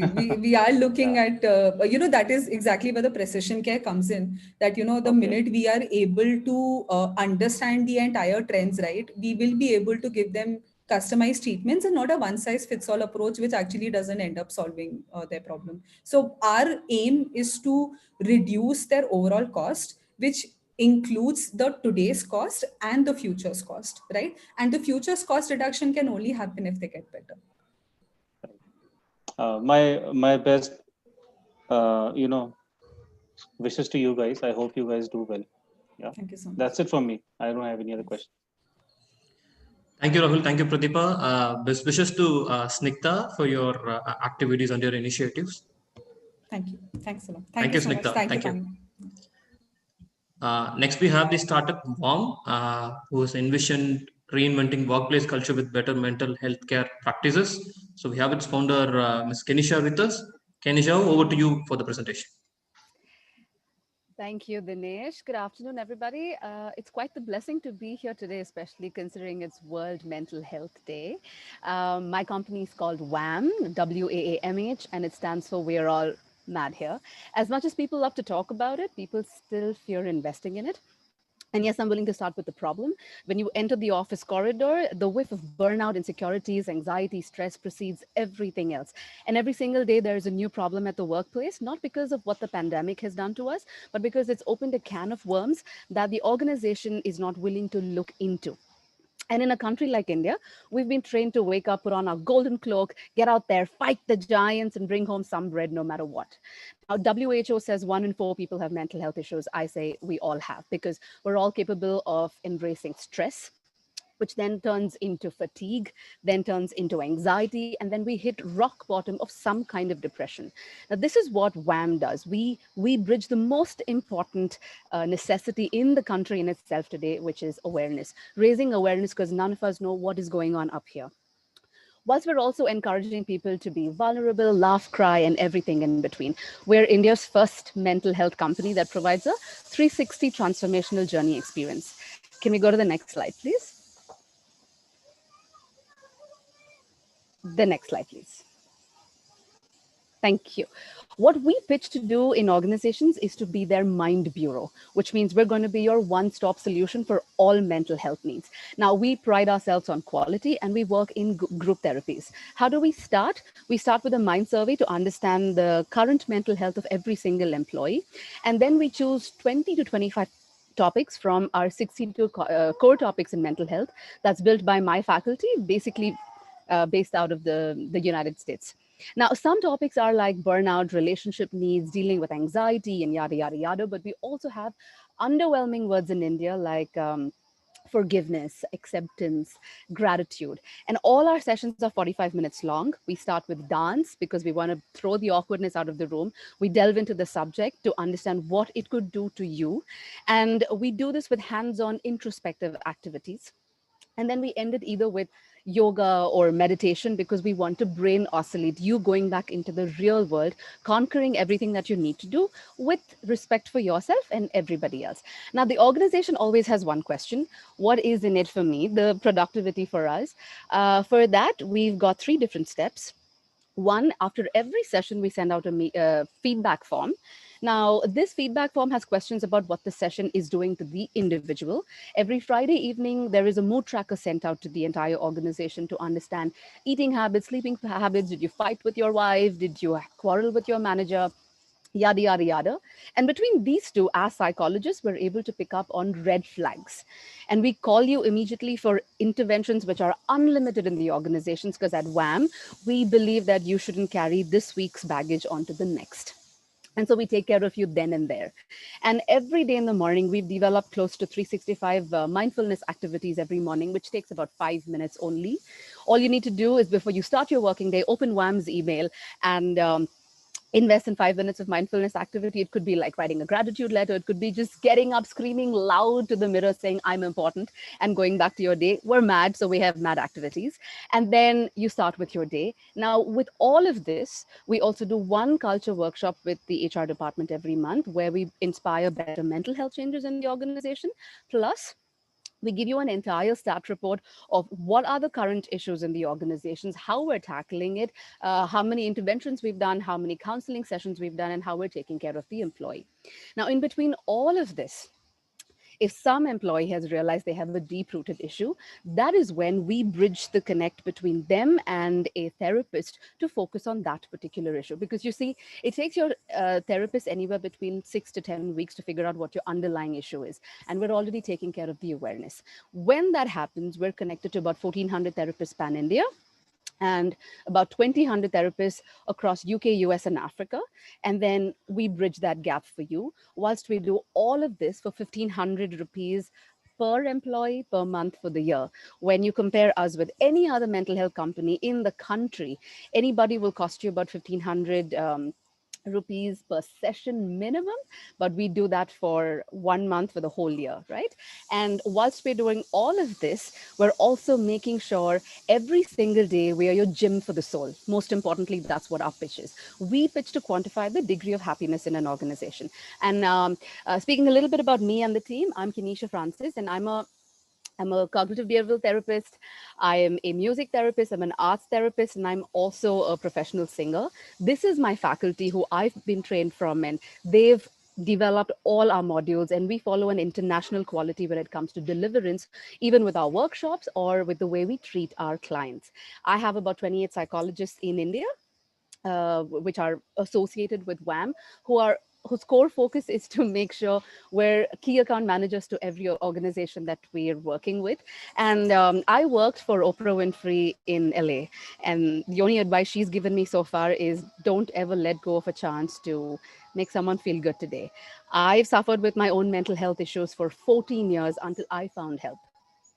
And only with the last 3 years, I've been this person who've understood what help has done to me.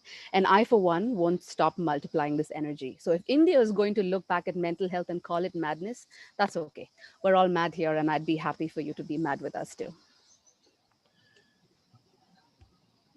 Thank you, Kanisha, and over to jury members for the Q&A. A topic that's kind of close to my heart, Kanisha. Thank you.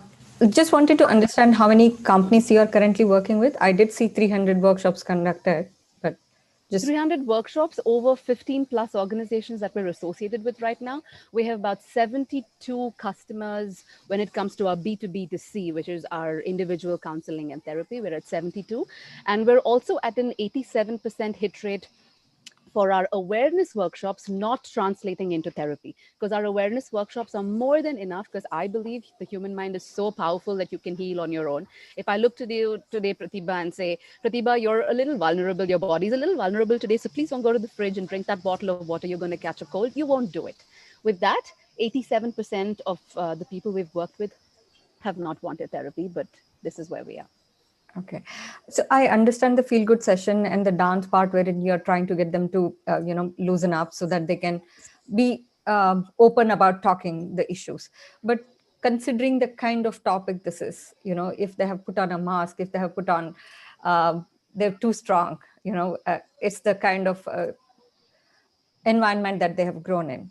How do you break that part? Two different ways. One, when we do our feel good session, it's only for us to establish comfort with the organization. When I do this, I want to make sure you know who I am, how I speak, my language, my comfort, and the way, the non-judgmental attitude I come from. And you only receive this information. Once the awareness workshops are done with our feedback forms, with our mood trackers, with our interventions and our counseling, it's all a one-to-one support system where we sort of encourage that privy information between us, and we make that safe space happen for them. It doesn't start if it's not going to be the awareness workshop. The problem that the organizations are doing right now is most people I know have a psychology team on board, and they're like, we have these many hours in the organization. If you have a problem, please talk to them. No one's willing to talk to them because no one likes to be called out on their issue at this point. So unless I come up and I do a workshop on forgiveness and the magic it would do to you as a human, you're not going to understand that I'm not coming from a whole to tell perspective, but I'm just a kindergarten teacher who's introducing to the apple for the first time. And then you're willing to talk to me because I'm not willing to call you out on your issue. So it makes us very easy to have that personal relationship with the employee. Okay. Also, what about the issue, right? At the end of the day, the employee still needs to fill out those forms. It's, the person taking charge and saying, hey, I need help. Only when the person accepts I need help will they want to do all these kind of activities, right? Sure. So how do you work around that issue? Plus also the fact that, they're worried that the organization might get to know what's happening. That's Right. always a, how do you break around those aspects? Thank you. I love the question, and I'm going to love to answer this as well. Number one, first of all, with our interventions are very different from counseling. Counseling is literally 45 minutes, while interventions could be 5 to 10 minutes. In those 5 to 10 minutes, when I'm talking to you, and I'm just hypothetically taking you in this situation, if I found a red flag on one of your trackers, I'm going to call you up and say, "Hey, Pratibha, I feel like you have an insecurity issue at this point. Don't worry about it. It's only going to be between you and me, because we don't do anything without signing an NDA with every single employee. And we have a perfectly spaced GDR policy also with WAM that protects employee data. So with that 5 to 10 minutes, all we focus on doing is the first 5 minutes of entire motivation, and the second 5 minutes of getting that issue out of their mind and telling them that they could be absolutely neutral about it before they go into the next week. So this is a very human connection that we try to build with them, but it's not going to be possible if we don't go through our awareness workshops, because during our awareness workshops, we're very fun people. We're a young bunch that's cuckoo in the head. We want to tell you that we're mad. And when they get that feeling, they also know that we're not coming from a whole psychologist perspective of, oh, we're great at our job and all they're going to do is call us out on what we're going through. When we show them we're not coming from that perspective, we're good. Okay. I'm okay. Thank you so much, Kenisha. Good luck. Thank you. Kenisha, I have two questions. One, Yes. the kind of client base that you have at the moment, Mm-hmm. are all of them, I mean, how many of them are Indian-based companies and how many are All international? of them are Indian-based companies that have Okay. an international stance as well. I, Okay. for one, was a key account manager for Google and PricewaterhouseCoopers in LA, so they are continuing to work with us even now. But Okay. otherwise, we have organizations, and unfortunately, it's confidential to mention the names of organizations. Some Okay. organizations are based out of Austria, US, and UK, which is why we've extended our therapy support in those regions as well. Okay. The reason why I asked you is I just want to understand, how do you pick and choose the kind of companies that you want to work for? Is there a strategy that you have in mind? How do you target the kind of companies you want to offer these services? Quite honestly, we want to be available to anybody and everybody, because the least spoken about are going through the worst issues right now. It's not about whether it's engineers or analysts or business guys. It's even the entry level in any sort of genre of profession that needs this help. So we're not really targeting the kind of organization. We want to be a part of large organizations, just so that awareness in itself as a subject is celebrated on a bigger dynasty than smaller ones. That's what we're focused on at this point. Kenisha, good luck to you. I am done with my questions. Thank you. Thank you, Kenisha. Thanks for giving us a great concern and importance of taking care of the mental health.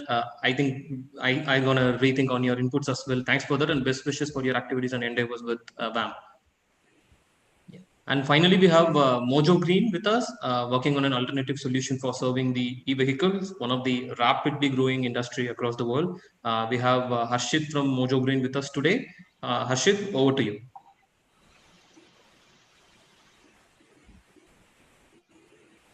Hello guys, can you hear me? Yes, Harshit. Yeah. Let me share my screen. Can you see the screen? Yes. Okay. Yeah, good afternoon everyone. This is Harshit from Mojo Green. And Mojo Green is an early stage venture which is working in the field of electric vehicle charging. And we are looking to solve the problem the current EV industry is facing, which is whether to get the number of EVs first or to get the number of charging stations first. And we are trying to solve it by removing all the critical roadblocks in the deployment of charging stations. If you see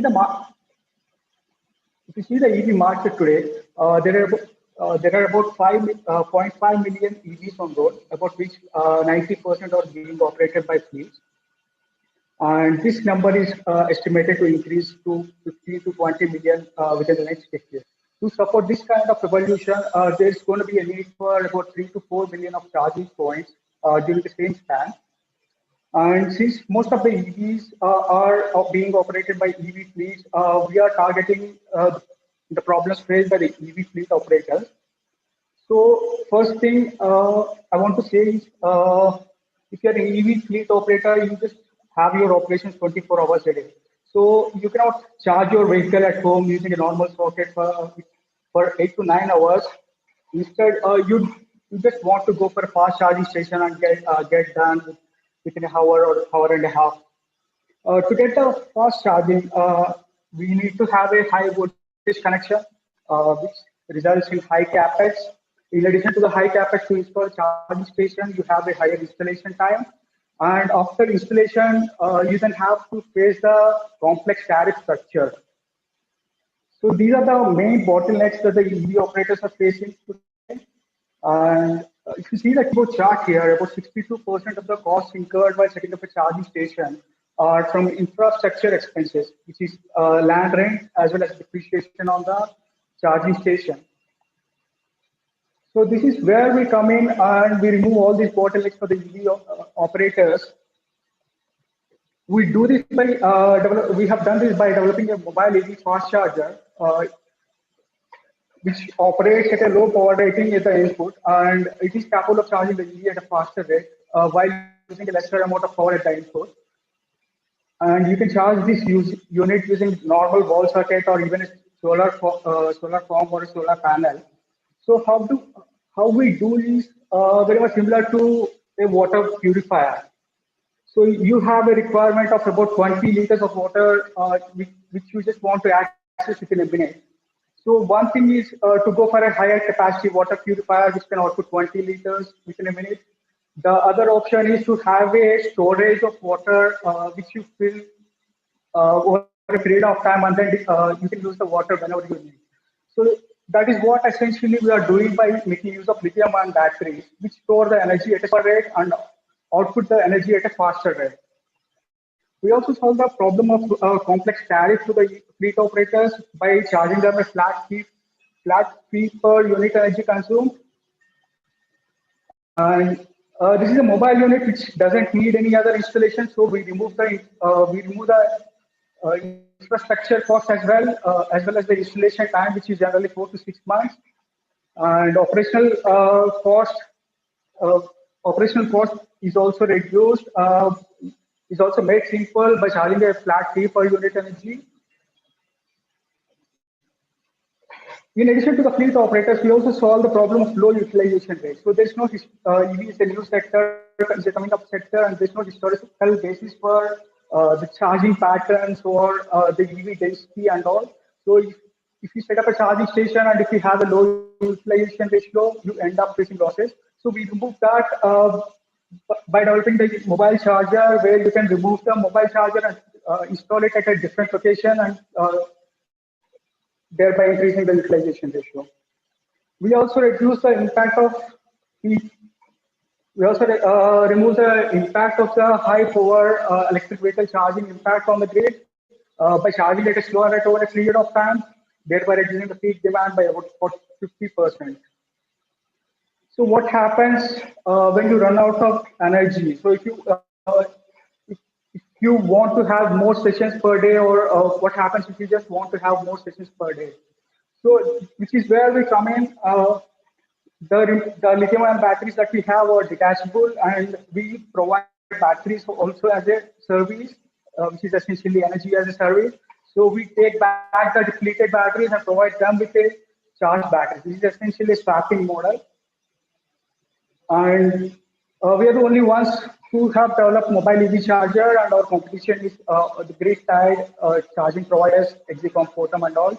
So we are looking for partners in solar energy providers as well as utility service providers.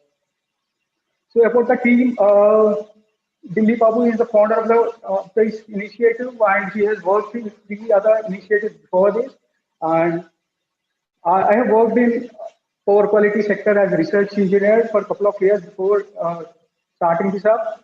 And we have started very recently, and only 2 of us are working together and outsourcing everything. And we are supported and funded by Social Alpha for this particular project, for the POC. And we are looking for partners to do a pilot and get the feedback. Thank you, guys. Any questions? Thank you, Ashid. Over to Ms. Pratibha and Ms. Rahul for Q&A. You are still in a prototype stage, is it, Harshit? Yes, ma'am. Yes, ma'am. We are currently testing the product and we are planning to roll it out for a pilot in the month of November. And whom are you planning to roll it out with? Have you got some tie-ups? Yeah, there are only three major fleet operators as of now in India, and this one in Bangalore named Lithium, and we are planning to have a pilot with them. Okay. I'm fine. Thank you so much, Harshit. Yeah. Harshit, do you own a patent for this product? No, we have yet to test and certify the product before we go for filing the IP and all. We are yet to finalize all the testing procedures and certifications. We are planning to do that. Okay. Any reason as to why you haven't yet done it, or you just want to first try it out and then go for an IP? There's no particular reason. It's that we just want to go and validate the product first, test the product first as well, which we are currently doing, and get the certification first before we actually freeze the design and go for the patent. So we are also looking to standardize the batteries. So these batteries can also be used for other purposes. So this EV charging is only one part of the application. So even if you take a construction site, it's very hard to get forward to a construction site. So what we can do is we can use the same charging platform and the same standard battery and develop an inverter kind of a thing, which will be run on these lithium-ion batteries. So you have a power generator for a construction site as well. So we are currently freezing the standard, specifications of the battery as well as test the product before we actually go for the IP. Okay, fine. Thanks, Harshit. Thank you, Harshit. Yeah, thank you. Thanks for the pitch and best wishes for your initiatives. And we are at the end of the pitch session. Thanks to our jury members, Ms. Pratibha and Mr. Rahul, for spending their valuable weekend with us today, for helping our startups in curating their ideas and through their constructive feedback. And I hope that all your feedback will help them in fine-tuning their models, and they'll come up with more effective mechanisms in the future. And over to Anupam. I'll take it from here, Dinesh. Thank Okay, you very Abhijit. much. Thank you, Abhijit, for providing us an opportunity to be the co-host of this pitch presentation, and thanks from the entire AIC Rise team. Absolutely. So it was great to hear the pitches today. I was overwhelmed by the kind of work that all of you've been doing. It's amazing to see such amazing work happening across the region, and phenomenal work. Like, congratulations to all of you guys. I think all of you are inspirations for us to keep doing such kind of activities, and we're glad to welcome you and welcome you as a part of Misfits. And especially thank you to our jury here today. So Pratibha and Rahul, thank you for putting across your time, hearing all of these amazing folks, the comments, the suggestions, the questions. I think everyone benefited, and there's like everyone would take back some key learnings from this on the next journey. So quick few thoughts from you, Pratibha and Rahul. So Pratibha, would you like to go ahead first? Thanks so much. With my back training, so I'm, I better. Can you? Okay, you guys can hear me. Okay, yes. Great. I think it was amazing to see the kind of entrepreneurship that's existing currently in India, and the pandemic has not really dampens anyone's energy. They are looking at how to work around it. I think that's one of the great things that I was able to see here today, and the kind of solutions that they are also looking for, right from mental health to cleaning to just providing farmers that ease of loans. So I think the quality seems to be going higher and higher in India. So I'm glad to be part of this today, and glad to have spent the Sunday with you guys.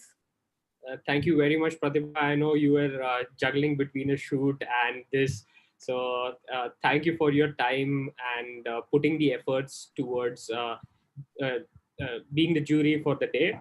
Rahul, some thoughts from your side? I think for me, it's always a exciting moment to be a part of such competitions, because the kind of depth and the kind of ideas that come at you and hit you. It's amazing to be a part of this. I always get very passionate when it comes to such activities. So yeah, and the kind of problems the people are working around and you're trying to create an impact, I think it's quite commendable. Because I think usually when anybody talks about a startup, people imagine technology, they imagine some geek things happening around. Uh, uh, Fortunately, for most of us, that has not been the case, and I'm happy to see that the core issues that India has been challenged with for many years. Now we have a generation of people who are trying to address it in whatever way they can. I'm not saying they may succeed into it, but the very moment that you see such people taking up such issues, that itself is so heartening to see.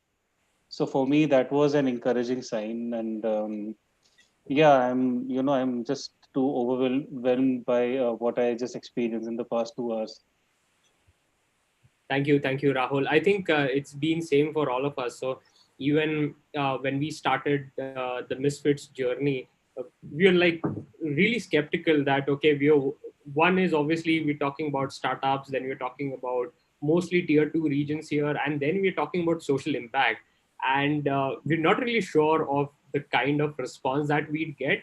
But I'm amazed that now with so many regions done, and we've had such amazing pitch sessions happening, and especially even for today, I think uh, the, the shift has really happened towards uh, what we call it, building for Bharat.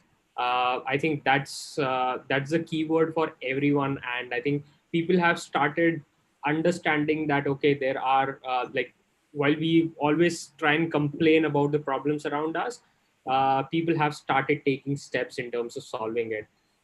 And we have some of these amazing folks who've been a partner for us and helping build that ecosystem around. So thank you, AIC Rays. Thank you, Dinesh, Ebin, for being such wonderful co-hosts for us today. And in the past few weeks, while we start this journey, thank you for supporting us. And we look forward to do this even beyond today's session, and try and engage more entrepreneurs in the region and work together towards development. I'd also like to thank SIBA, Kerala Startup Mission, for their support and sharing, like getting, probably getting all of these people together. I think this wouldn't have been possible without the common efforts put forward by everyone. Obviously, I'd like to thank our global partners who've been pushing across their benefits, their support in different ways. And for a lot of you, while we will go back and we'll work upon the top two misfits that come out of this region today. We have a lot of benefits that will be passed on to you, and we'll be emailing those. We'll be emailing those in the coming week. So stay tuned and stay connected. We also have announced our uh, our, our final competition that's happening. The top 30 will be going across on the between the mid of November. So we have an amazing event planned for all of you. I'd like to thank our uh, co-partners here, Telugu and Startup India, who've been supporting us and ensuring that the outreach is done to all the corners of the country and the region. And that's Misfits for you guys. I thank everyone for participating, uh, being there, and for a Sunday morning to an afternoon. I hope you take good rest, and wishing you all a happy mental health day. Please take care, and that's all from my side. Thank you very much.